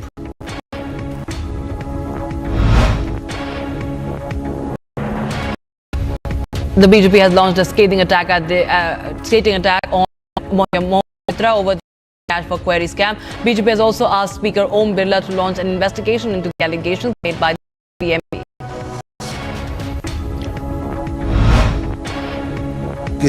बड़ी पंचायत भारत और भारत के सबसे मर्यादा का अपमान किया है, हनन किया है। पूरे भारत में भारत की सदन की अपमान किया गया। किस तरह टीएमसी पूरी तरह भ्रष्टाचार में के सबसे बड़े मंदिर को, वहां की मर्यादा को तार तार कर रही है। Following BJP MP Nishikant Dubey's allegations of bribery against the TMC MP Mahua Moitra, JDU leader Neeraj Kumar says that everyone should be free to ask questions in democracy. Even the Congress has backed the TMC MP, saying that Nishikant Dubey's history must be checked first. JDU leader Neeraj Kumar says that everyone is free to ask questions in democracy. Getting in explosive Republic Kannada news break, we got in the story. IT department sources have spoken Republic Kannada on 42 crore cash seized. And as per sources, there is a massive flux in Congress over income tax rates. Two top leaders' names are emerging in income tax rates. Newstick founder and editor-in-chief Prabir Puryakastha and the website's human resources head Amit Chakraborty have approached the Supreme Court challenging his arrest and detention under the UAPA over alleged Chinese funding to promote anti-national propaganda. Mumbai's income tax investigation wing is conducting raids in multiple cities in connection with alleged irregularities in the COVID-19 centers set up by Mumbai civic body during the pandemic. Over a dozen locations are being raided in Mumbai, Gujarat, Prayagraj, Delhi and Pune. A petition has been filed in the Supreme Court seeking immediate implementation of the Women Reservation Bill before the 2024 Lok Sabha polls. BJP President JP Nadda convened a crucial meeting with party office bearers from the Udaipur division, setting the stage for preparations leading up to the Rajasthan Assembly elections. After the discussions in Udaipur, Nadda will proceed to Jodhpur, where he will engage in interactions with party leaders and workers. Now, while speaking at a rally in Chhattisgarh, the Union Home Minister Amit Shah mentioned the Mahadev app scam. The Union Minister also launched a scathing attack at the Chhattisgarh Chief Minister, accusing him of running a corrupt government. घोटालों की इतनी बड़ी सूची मैंने मेरे सार्वजनिक जीवन में कहीं नहीं देखी। महादेव ऐप का 5,000 करोड़ का घोटाला करने का काम भूपेश बघेल सरकार। The Supreme Court is scheduled to hear a plea moved by Aam Aadmi Party leader Raghav Chaddar challenging his indefinite suspension from the Rajya Sabha. The T20 format of cricket has been officially included in the program for Los Angeles Olympics 2028, with the International Olympic Committee voting to include the men's and women's competitions along with four other sports in roster for the Los Angeles Games. More than 40 passengers were injured when a state transport bus travelling to Junagadh overturned near Wana village of Lakhtar Taluka last night. A fire broke out at a shop in the Vanasthalipuram area of Telangana's Rangareddy district. No casualties reported. Cause of the fire is suspected to be a short circuit. Fire broke out in Naxalbari Bazaar in the Shiliguri subdivision of Darjeeling district. 6 fire tenders rushed to the spot to douse the fire. No casualties reported.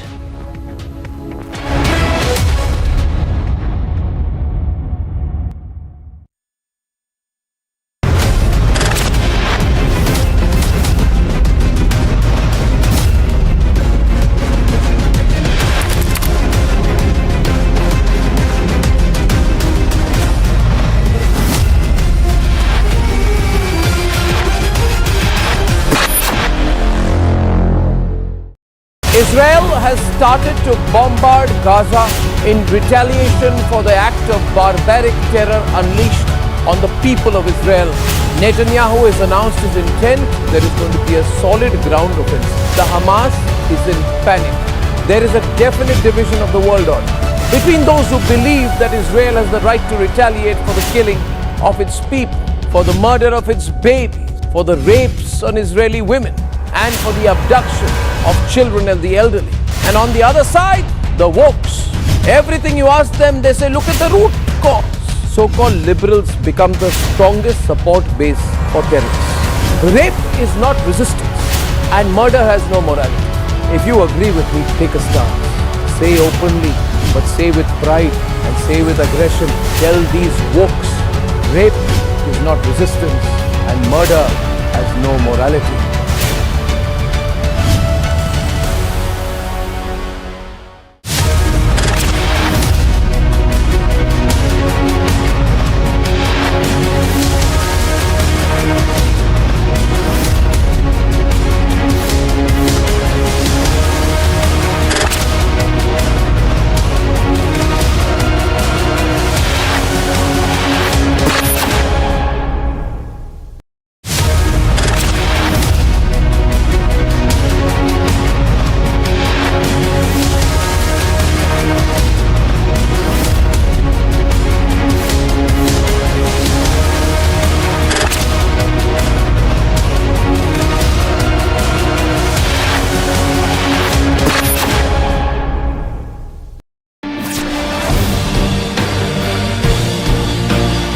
We have been reporting from Yakhini, which is less than 500 meters towards the... Hello, Moto. Motorola, India's best 5G smartphone brand. Now, viewers, we're getting some alert now from Hyderabad. North Zone Task Force and Hyderabad City Police apprehended 6 people near Kavarigura in Secunderabad. Police seized unaccountable cash of 2.09 crore rupees, which was found under suspicious. Which was found in a suspicious state. That is the latest we have right now. My colleague Aneri is joining us live for more on this. Aneri, tell us more about this case, please.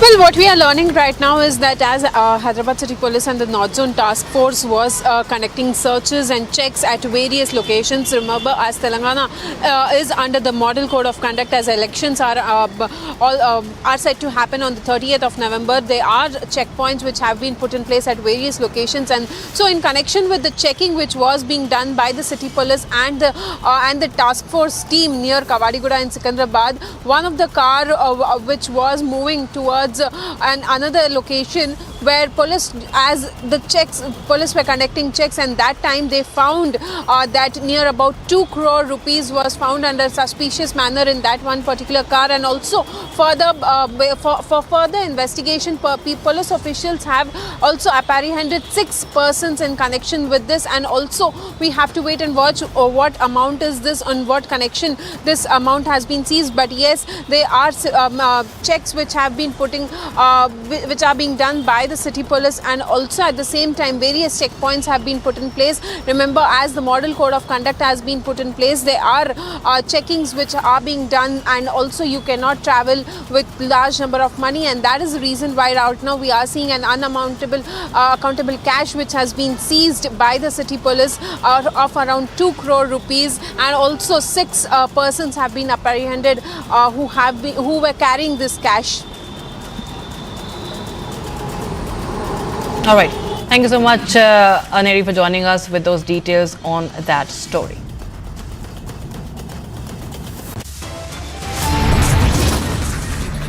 Israel demolishes Hamas terror infra in Gaza, strikes Hezbollah post in Lebanon.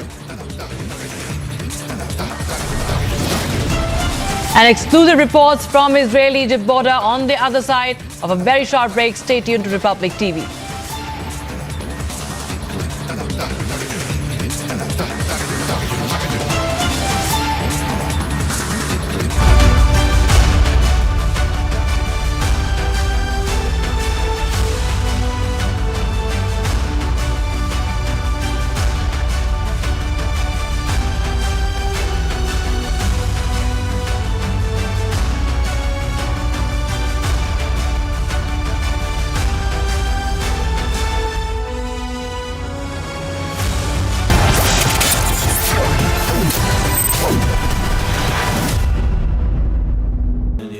MIT has been ranked India's #1 not-for-profit private university for 11th year, with top 10 ranked institutions in management, engineering, biotech, law, mass comm, telecom, hospitality, fashion and more. Yet another top ranking for Amity University.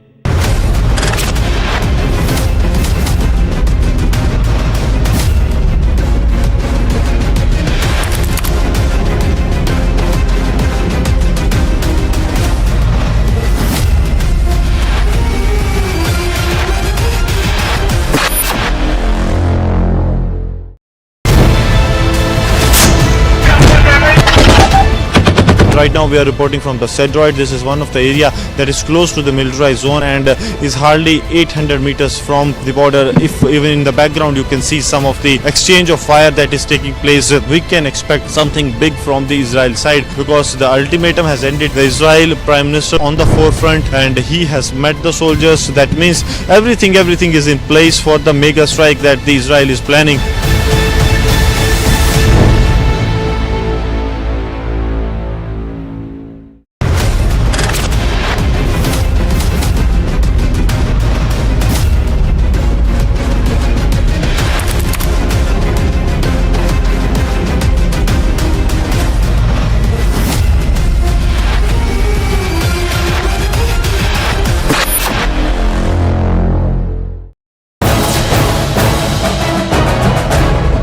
Right now we are showing the visuals from the ground zero where now artillery tanks that are now entering to the forward areas. On the ground zero, this shows the Israel is all prepared for the big war that they are going to declare soon. Warning that they have given to the cadres and also the locals of the Gaza city to vacate the area within 24 hours. These are the never seen visuals on the roads of Israel ever before because there has not been this massive deployment on the ground zero by the Israel forces.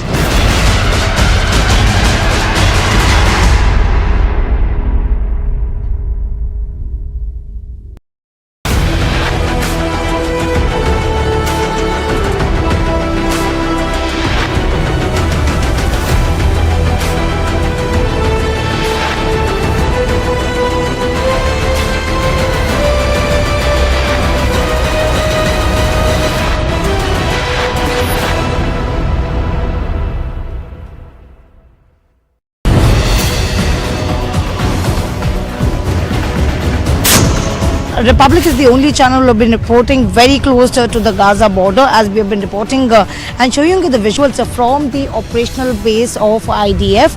As you can see, there are artilleries which is being placed here, and there are also other Markavas, who is known as the world's best tank, which has also been moved towards the Gaza border. Till now, as the statement that was coming in from the IDF, that the civilians are not their target, which is why they're even after giving the ultimatum for the 24 hours, there are 3 more hours safe passage has been given so that the people can shift from the north to the southern side, which is a safer place.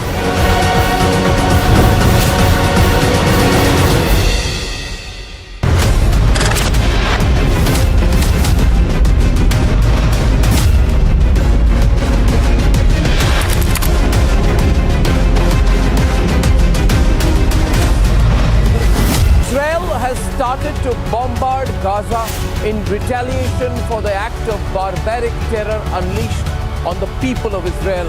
Netanyahu has announced his intent. There is going to be a solid ground offensive. The Hamas is in panic.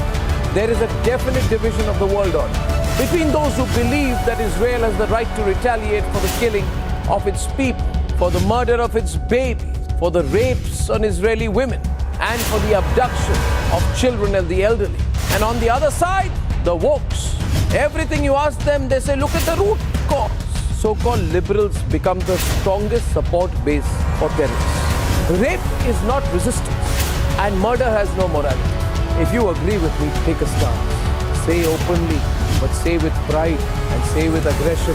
Tell these wokes, rape is not resistance, and murder has no morality.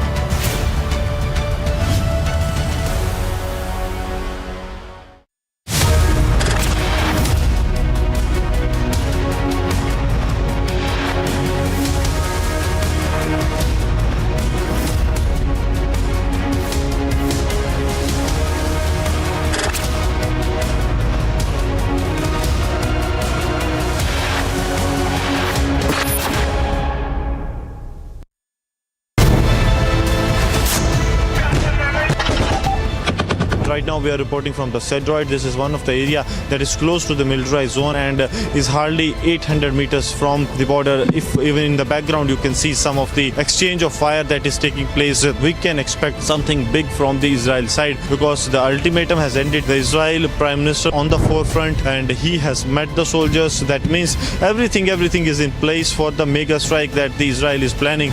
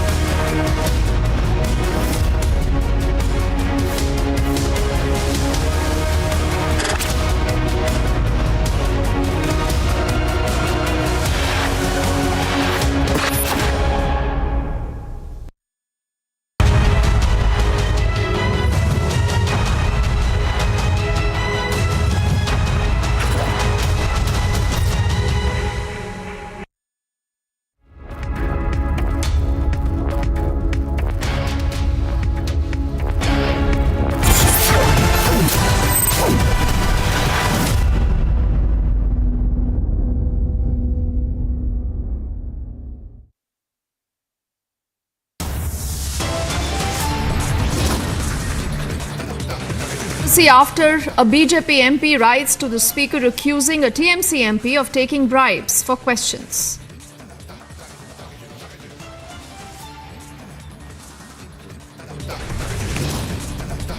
The BJP MP is claiming a proof of cash for query charge on the back foot. The TMC MP is refuting these allegations.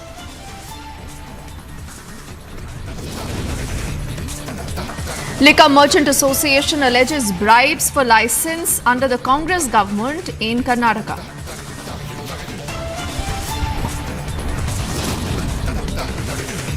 Israel demolishes the Hamas terror infrastructure in Gaza, striking Hezbollah posts also in Lebanon.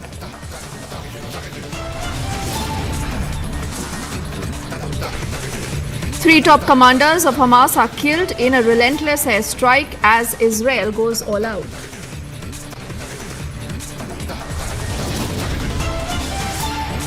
The US president is likely to visit Israel. Blinken planning a second visit in a week also soon.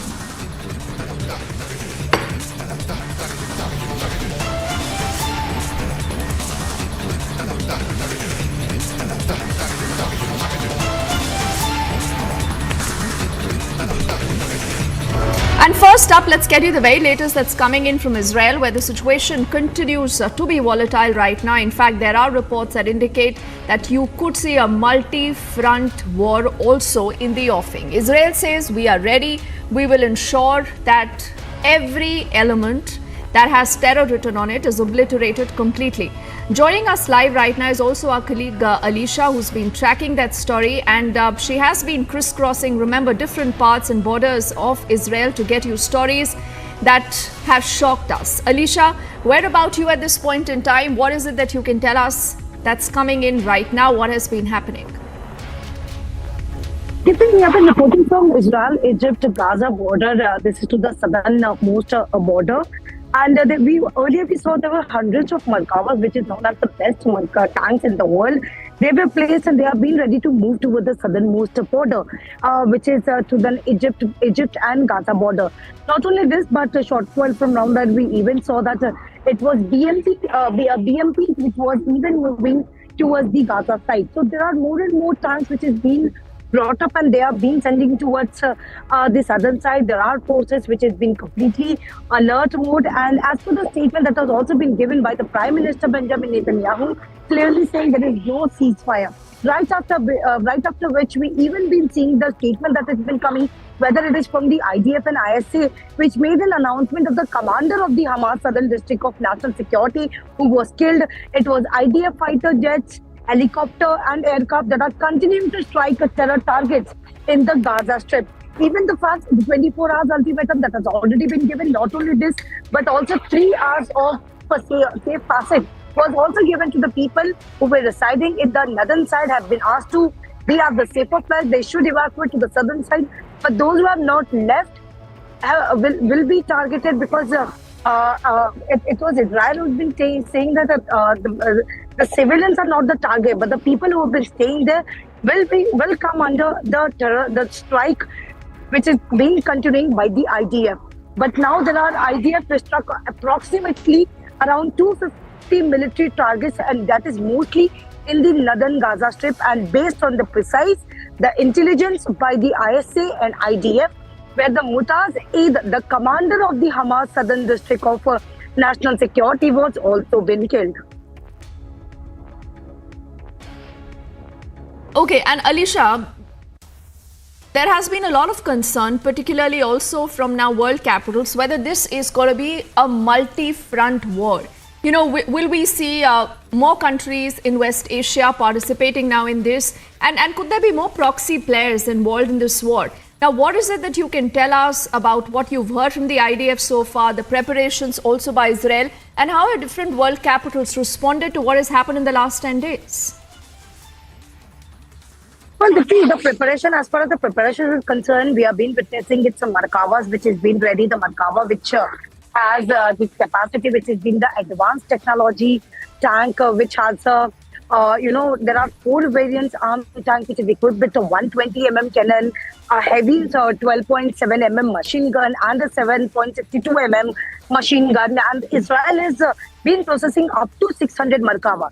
But there are also BMP which is being moving forward. So each and every strategy that was made and the several meetings that even happened, because it was the first cabinet meeting which was held by the Prime Minister Benjamin Netanyahu, where he clearly given even a message to the government cabinet, which was called in as an emergency since the start of the war, very clearly mentioned that Hamas, they should be treated as they are the ISS, and they should be treated like one. And Hamas should be dismantled. It is what has also been mentioned. But what we have been witnessing, yes, there are the global support that has also been where the Israel has been getting, and it's also the US who is also going to be visited, because it's Joe Biden, where the Secretary of State, Antony Blinken, who clearly given a message even today saying that we stand with Israel as it defends itself, and the United States is also actively working to ensure the people of Gaza can get out of the armed war and the assistance they need. So, as we have been witnessing, there are other, global support that has been given by the Israel. But yes, Israel is definitely ready, because the many people have been killed here in Israel. But now Israel has been moving towards the southern side of Gaza. All right, Alisha, I'm requesting you to stay with us because we want to, keep getting more information from you live, but also for viewers just tuning into the broadcast and to, put this story into perspective. Alisha just mentioned about the buildup of the tanks very close to the border. How really has that happened so far? What is it that she has seen on ground zero? This is a report that she filed for us just a little while earlier. Sit back and watch. Republic TV has been reporting from the very close meters of the southern side of the Gaza, and we have been showing you the visuals. I'll just ask my video journalist Surinder Shah to show you the visuals of the Markava tanks which has been placed too near the border, and there are hundreds of Markava tanks. The Markava tank, which has been known as the best tank in the world, has where the Israel been processing around 600 Markava tanks, and there are 4 variants that has also been armed tanks which is equipped with a 120 mm cannon and 7.62 mm machine guns. These are the Markava tanks on your screen.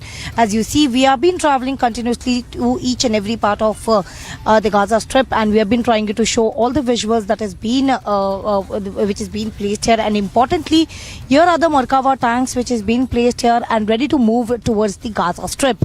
Rather the fact, it's a Prime Minister Benjamin Netanyahu who has clearly mentioned that there is no ceasefire, which means Israel is completely been ready. And we have been hearing since the day one, where it has clearly stated that the war that has been started by the Hamas is going to be ended by Israel. And now the visuals on your screen clearly shows the prepared, how Israel has been prepared, because it's not only the Markava tanks, but also there are artilleries which has already been moved towards the Gaza Strip.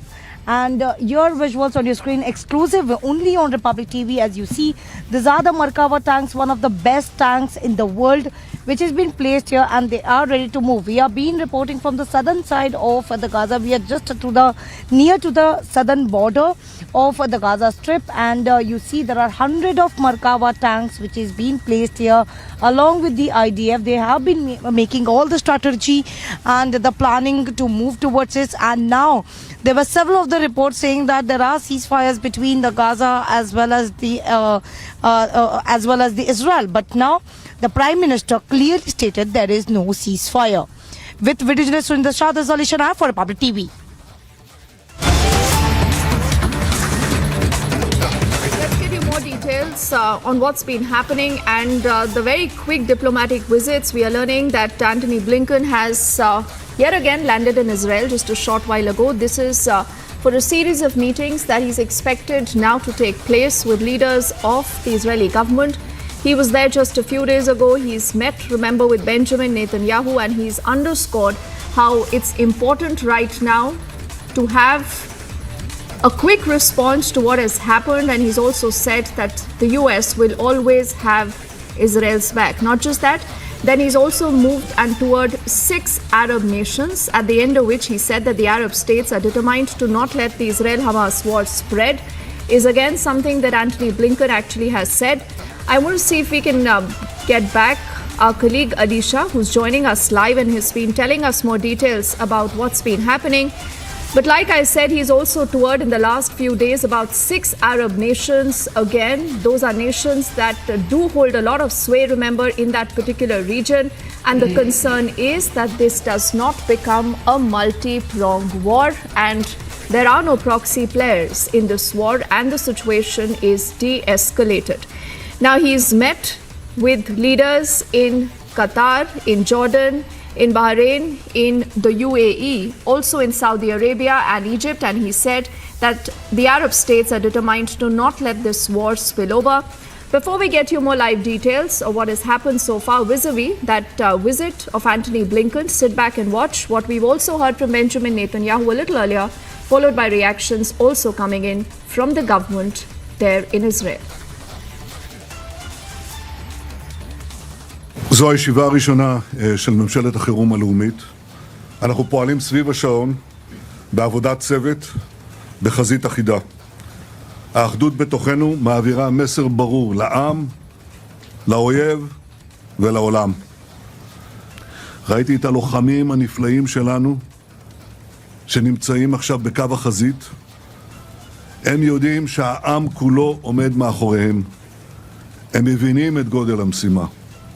הם נכונים לפעול בכל רגע כדי למגר את מפלצות הדמים שקמו עלינו לכלותנו. החמאס חשב שאנחנו נתפרק, אנחנו נפרק את החמאס.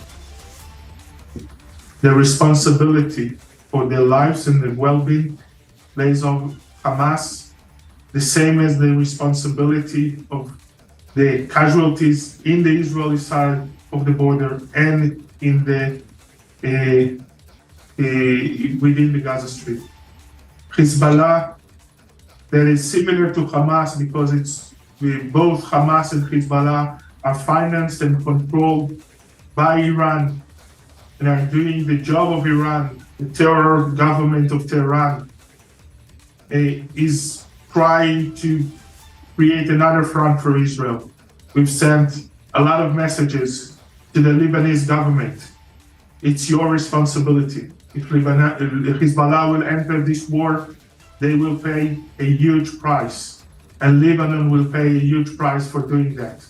We have no will to start a new front, but we will respond to any attack on Israel. And on your screens, on the left, in fact, we are just playing out this image now that you see full frame. These are latest images coming in of the current situation right now. We are learning that there have been more strikes at targeted spots in Gaza, and this is a follow-up to what Israel has been underscoring for the last few days, when it says that all these civilians should move towards the south of the Gaza Strip, because we will ensure that we annihilate Hamas, that is a terror group, completely. And you do see that thick smoke billowing out, and that again does indicate the kind of situation right now that continues to develop, even as Antony Blinken has again landed in Israel. He's expected to be meeting with top leaders there in the Israeli establishment also shortly. On the right of your screens, you're looking at images right now coming in from the Rafah border crossing. Now, Rafah, for those of you not very familiar, is the border crossing that leads you from Gaza to Egypt. And this is the only other border crossing that has been kept open. But even this has a limit of just about 400 people per day who are allowed to move from Gaza to Egypt. And even that is making the situation very, very difficult. About 1.1 million people have been asked to evacuate as soon as possible. Also, Gursimran, I'm told, is joining us live, and he's been reporting and telling us the latest.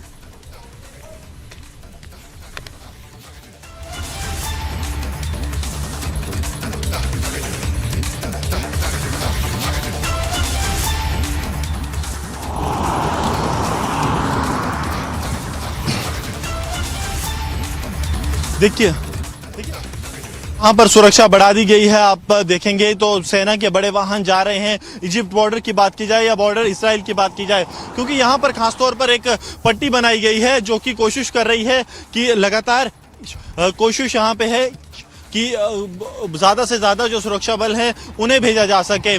The regular visuals which Vijay Surendra Shah is showing you is from the place that is very near to the border of Egypt and the border that Egypt shares with Israel and Israel shares with the Gaza Strip. So this is the forward area where earlier we have seen Merkava tanks moving, and now the APC, that is armed personnel carrier, or the BMPs, they are being moved to the forward areas. This shows that huge deployment is being made on the borders, be it with the Gaza, that is quite but obvious, but the deployment is also being done with the border that falls with the Egypt, keeping in view the Rafah crossing that was attacked by Israel a couple of days back, and that was one of the point of contention between the Gaza, between the Egypt and the Israel side. Now the Israel side is very sure that if there is a united opposition against them, then the Egypt will also be part of the same, and that's why, as a precautionary measure, they have done the extra deployment here on the ground zero. Okay, Gursimran there getting us more details, and he's reporting again, remember, very close to that border. And we'll take a little moment to talk more about these images right now that you see on your screens. On the left are live images right now coming in from the Gaza Strip, where again there has been attacks that have been reported in the last few hours. This is from Israel, and the target is Hamas.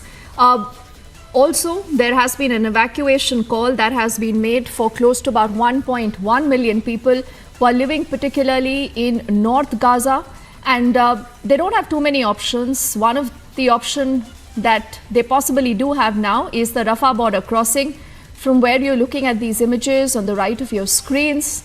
The Rafah border, remember, has largely been closed over the last many days. It has just reopened today, and it will allow some movement of the civilians now from the Gaza Strip to Egypt.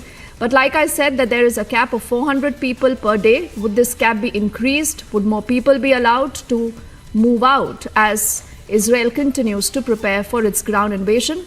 We'll track that story and all developments closely.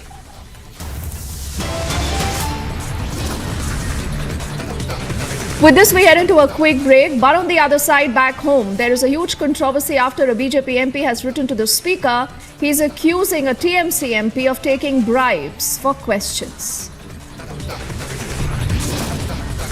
Also, Liquor Merchant Association is alleging bribes for license under the Congress government in the state of Karnataka. All details of that when we come back.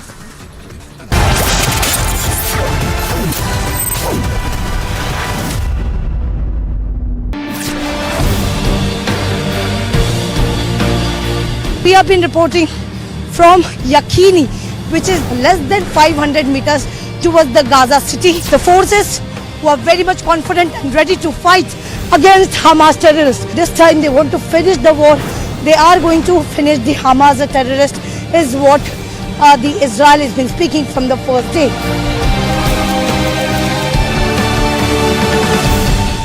We are showing you from the ground zero that how these mega operations are being planned by the security forces, and we have seen how the things are moving here at the ground zero, where the big tanks here on the roads of Gaza Strip, these are moving towards the Ashkelon.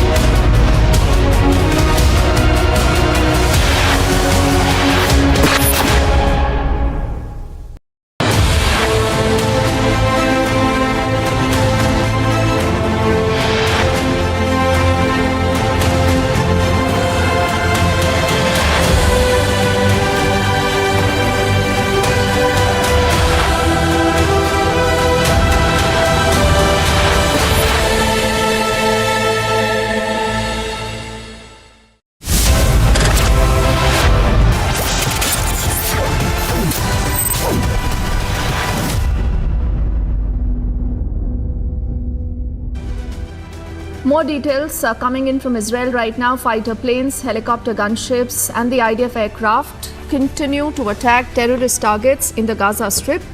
During the day, the IDF has attacked about 250 of these targets, most of them, remember, are part of the northern Gaza Strip. Devastation continues in Gaza after a week of blistering Israeli counter-strikes that have demolished entire neighborhoods. The war began, remember, last Saturday. It has become the deadliest of the 5 Gaza wars for both sides, with the death toll already mounting to 4,000.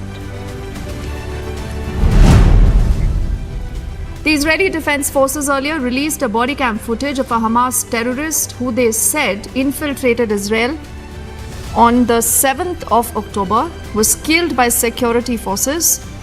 In the body cam video, a group of armed Hamas terrorists are seen attacking an Israeli community.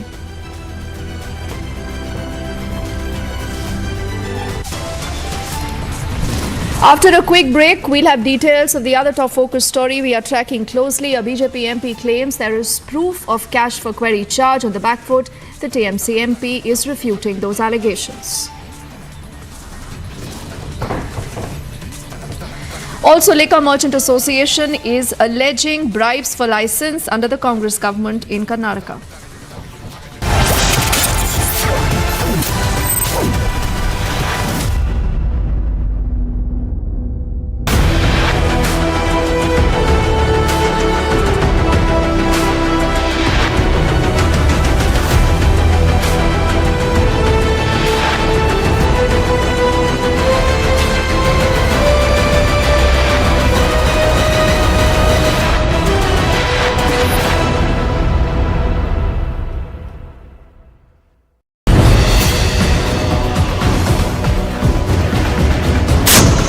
Republic is the only channel who have been reporting very close to the Gaza border, as we have been reporting and showing you the visuals from the operational base of IDF. As you can see, there are artilleries which is being placed here, and there are also other Markavas, who is known as the world's best tank, which has also been moved towards the Gaza border. Till now, as the statement that was coming in from the IDF, that the civilians are not their target, which is why they're even after giving the ultimatum for the 24 hours, there are 3 more hours safe passage has been given, so that the people can shift from the north to the southern side, which is a safer place.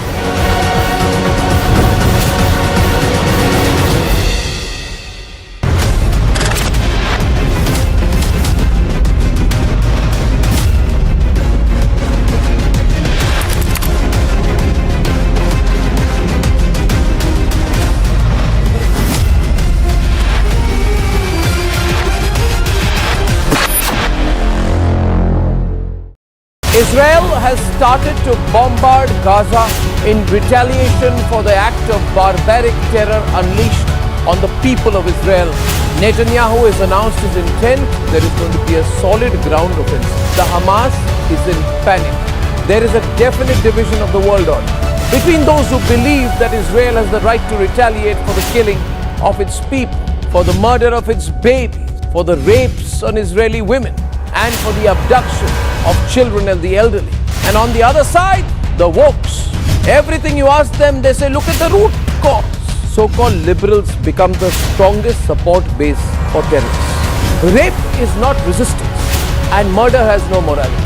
If you agree with me, take a stance. Say openly, but say with pride and say with aggression. Tell these wokes, rape is not resistance, and murder has no morality.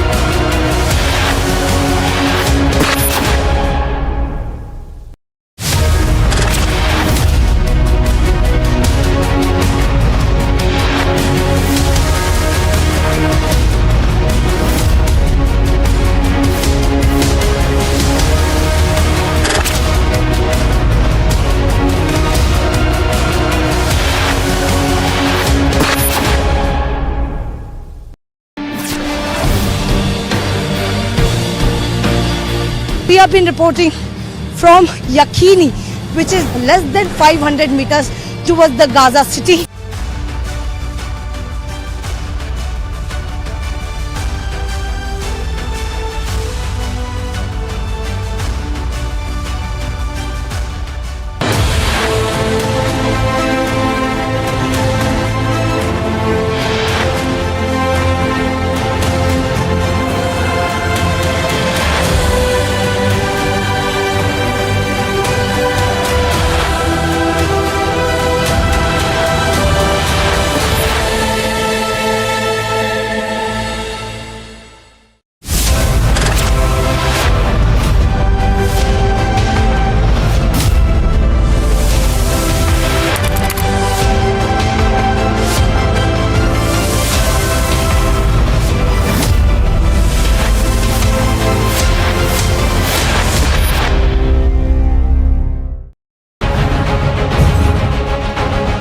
We have been reporting from Yakhini, and there are more than 100 tanks which we can see which has been moving to the Gaza. So while we are talking, there are also explosions that have been happening. Israeli Defense Forces is moving towards the Gaza city.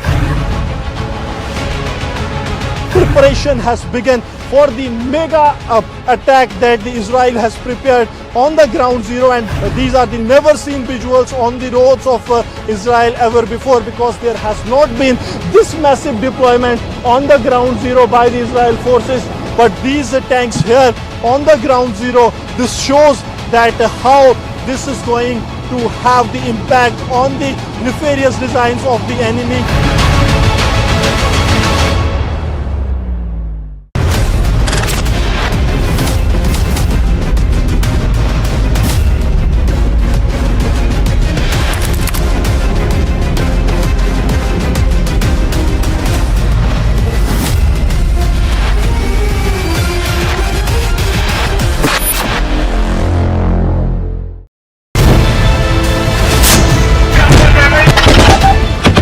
Right now we are reporting from the Cedroid. This is one of the area that is close to the militarized zone and is hardly 800 meters from the border. If even in the background you can see some of the exchange of fire that is taking place, we can expect something big from the Israel side because the ultimatum has ended. The Israel Prime Minister on the forefront and he has met the soldiers. That means everything is in place for the mega strike that the Israel is planning.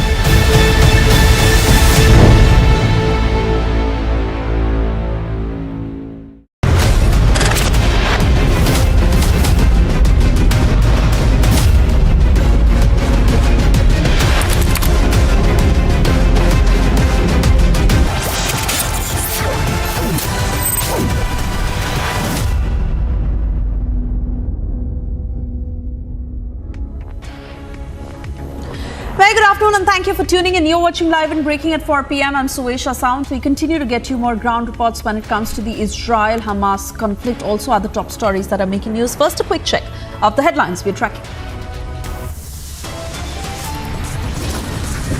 Massive controversy after BJP MP writes to Speaker accusing TMC MP of taking bribes for questions.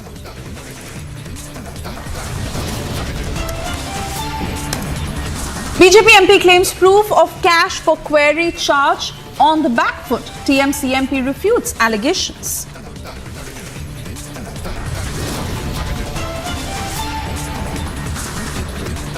Liquor Merchant Association alleges bribes for license under Congress government in Karnataka.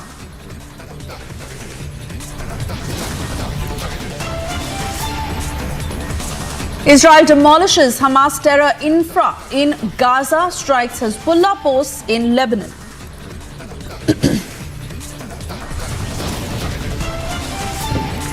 Three top commanders of Hamas killed in relentless airstrikes as Israel goes all out.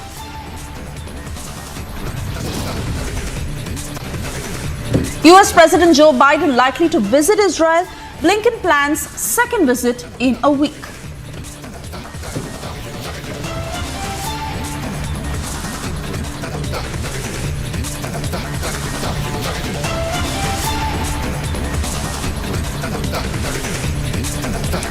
And the top story we get you this minute, massive political controversy that has broken out after BJP MP Nishikant Dubey accused TMC MP Mahua Moitra of accepting cash and gifts in exchange for asking questions in the parliament. In the latest update, Mahua Moitra has sent a notice to Nishikant Dubey. Earlier, Dubey had written to Lok Sabha Speaker Om Birla requesting an inquiry committee to investigate these allegations. Moitra has denied these allegations and claimed that she is being targeted for raising concerns about favoritism towards the Adani Group.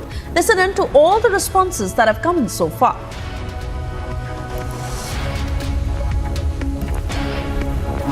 Nishikant ji parliamentarian awarded parliamentarian है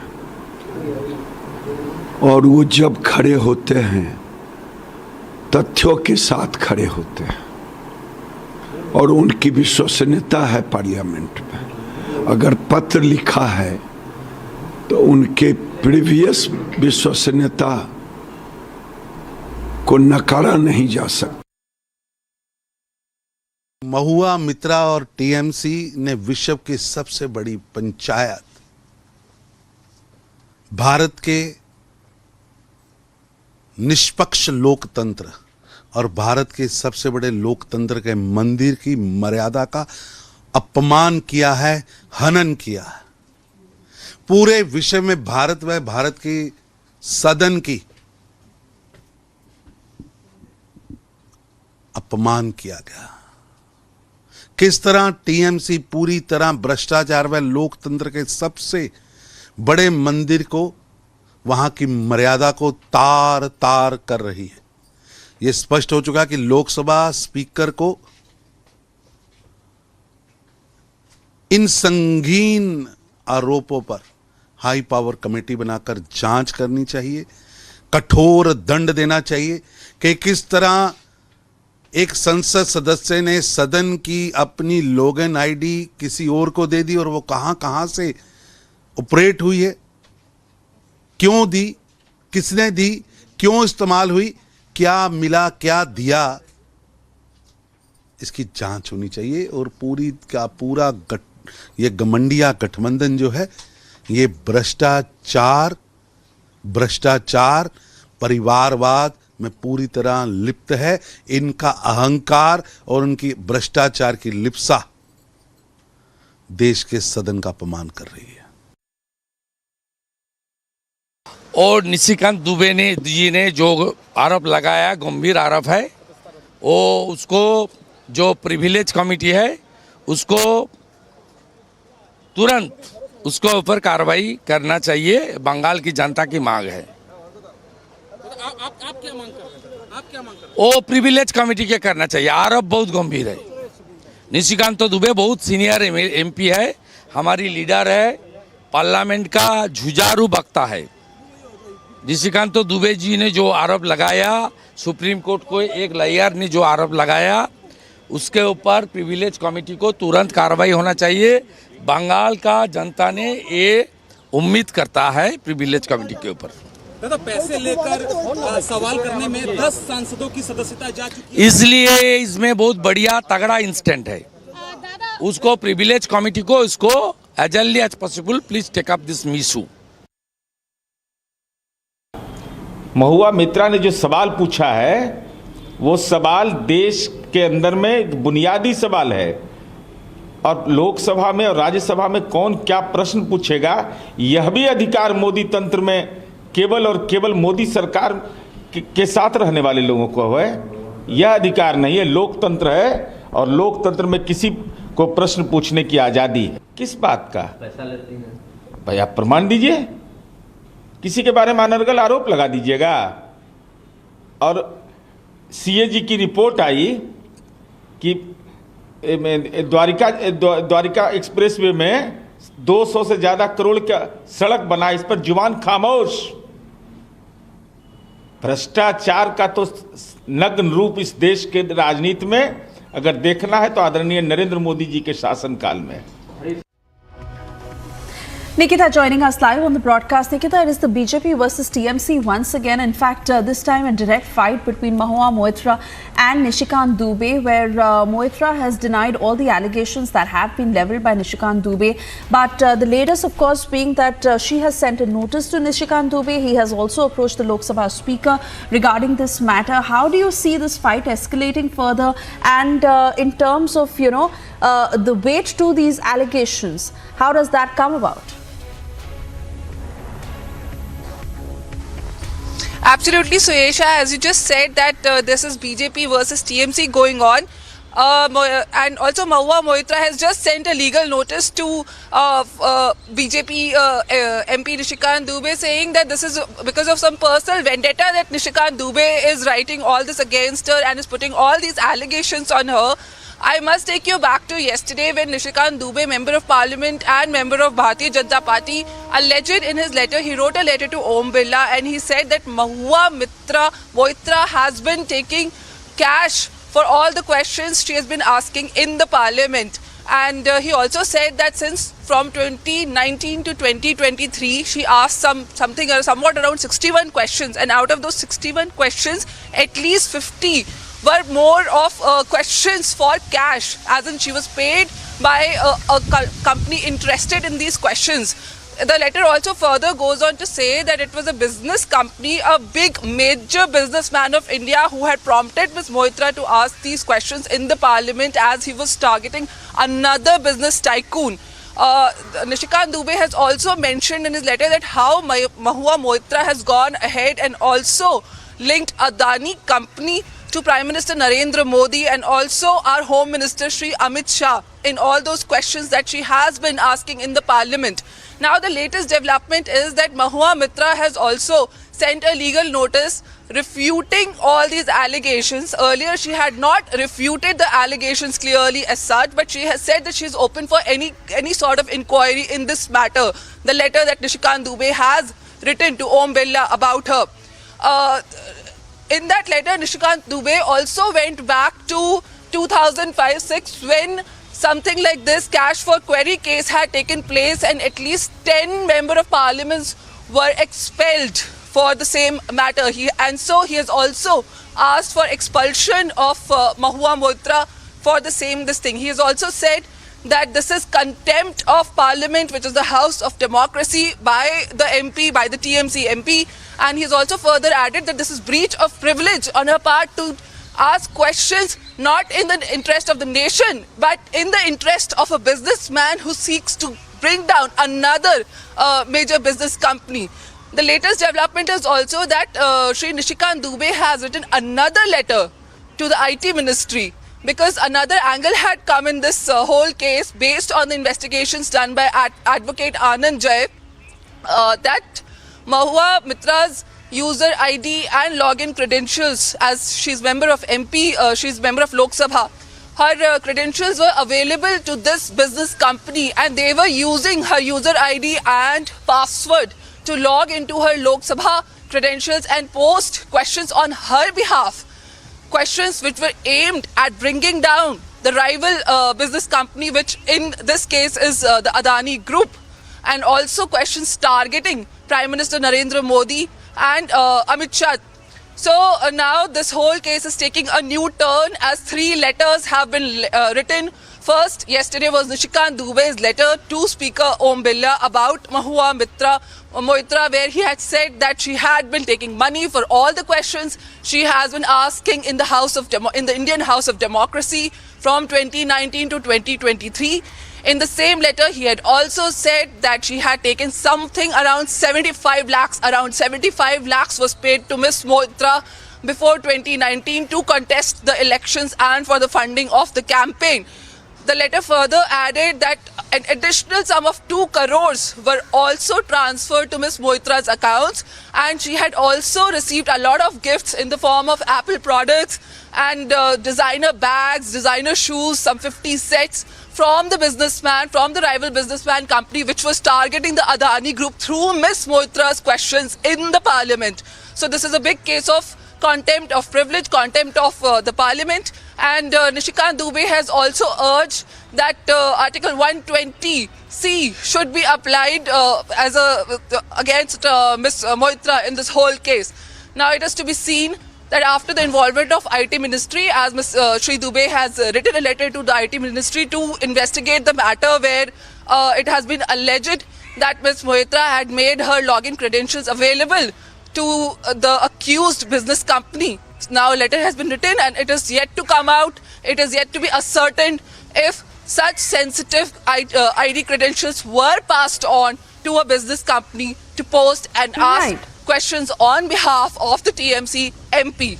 So we are yet to see how this case unfolds further. Back to you, Suyesha. In fact, this could be a very dangerous trend if this is true. And Nikita, let's also cut across to some breaking news coming in on this, as Rajiv Chandrasekhar has put out the latest tweet on this controversy that is getting bigger by the minute. In fact, the tweet that reads, and I quote, "I have learned from news reports that this parliamentary question was likely asked by an MP at the behest of a data center company. If true, this is indeed shocking and shameful. It is true that this company was actively and aggressively lobbying for data localization. Language used in PQ is very similar, linking need for data localization to data breaches. To that, used when the head of this company met me. I am not aware or privy to the full facts or background on this, but if this is true, then it is a terrible travesty and misuse of PQs." That's the response coming in from the Union Minister, as he's calling it shocking and shameful. And he's also going on to say that the matter certainly needs to be investigated. But this is a huge allegation coming in against Mahua Moitra, who, remember, has rejected all of these allegations that have been leveled against her. But quickly cutting across to our senior executive editor, Abhishek Kapoor, who's with us on the phone line. Abhishek, that's the first government response coming in. And fact is that, if this is true, this could be a very dangerous trend. It needs to be investigated in depth. But these are also people involved who hold powerful positions. What more are you learning in terms of the depth to these allegations and what's being said on both sides? Suesha, what is important is that the Minister, Rajiv Chandrasekhar, in this case, was also Minister for Information and Technology. And remember, the fact that Nishikant Dubey, the BJP MP, wants this investigated on the issue of whether these questions were asked by someone who had unauthorized access to Mahua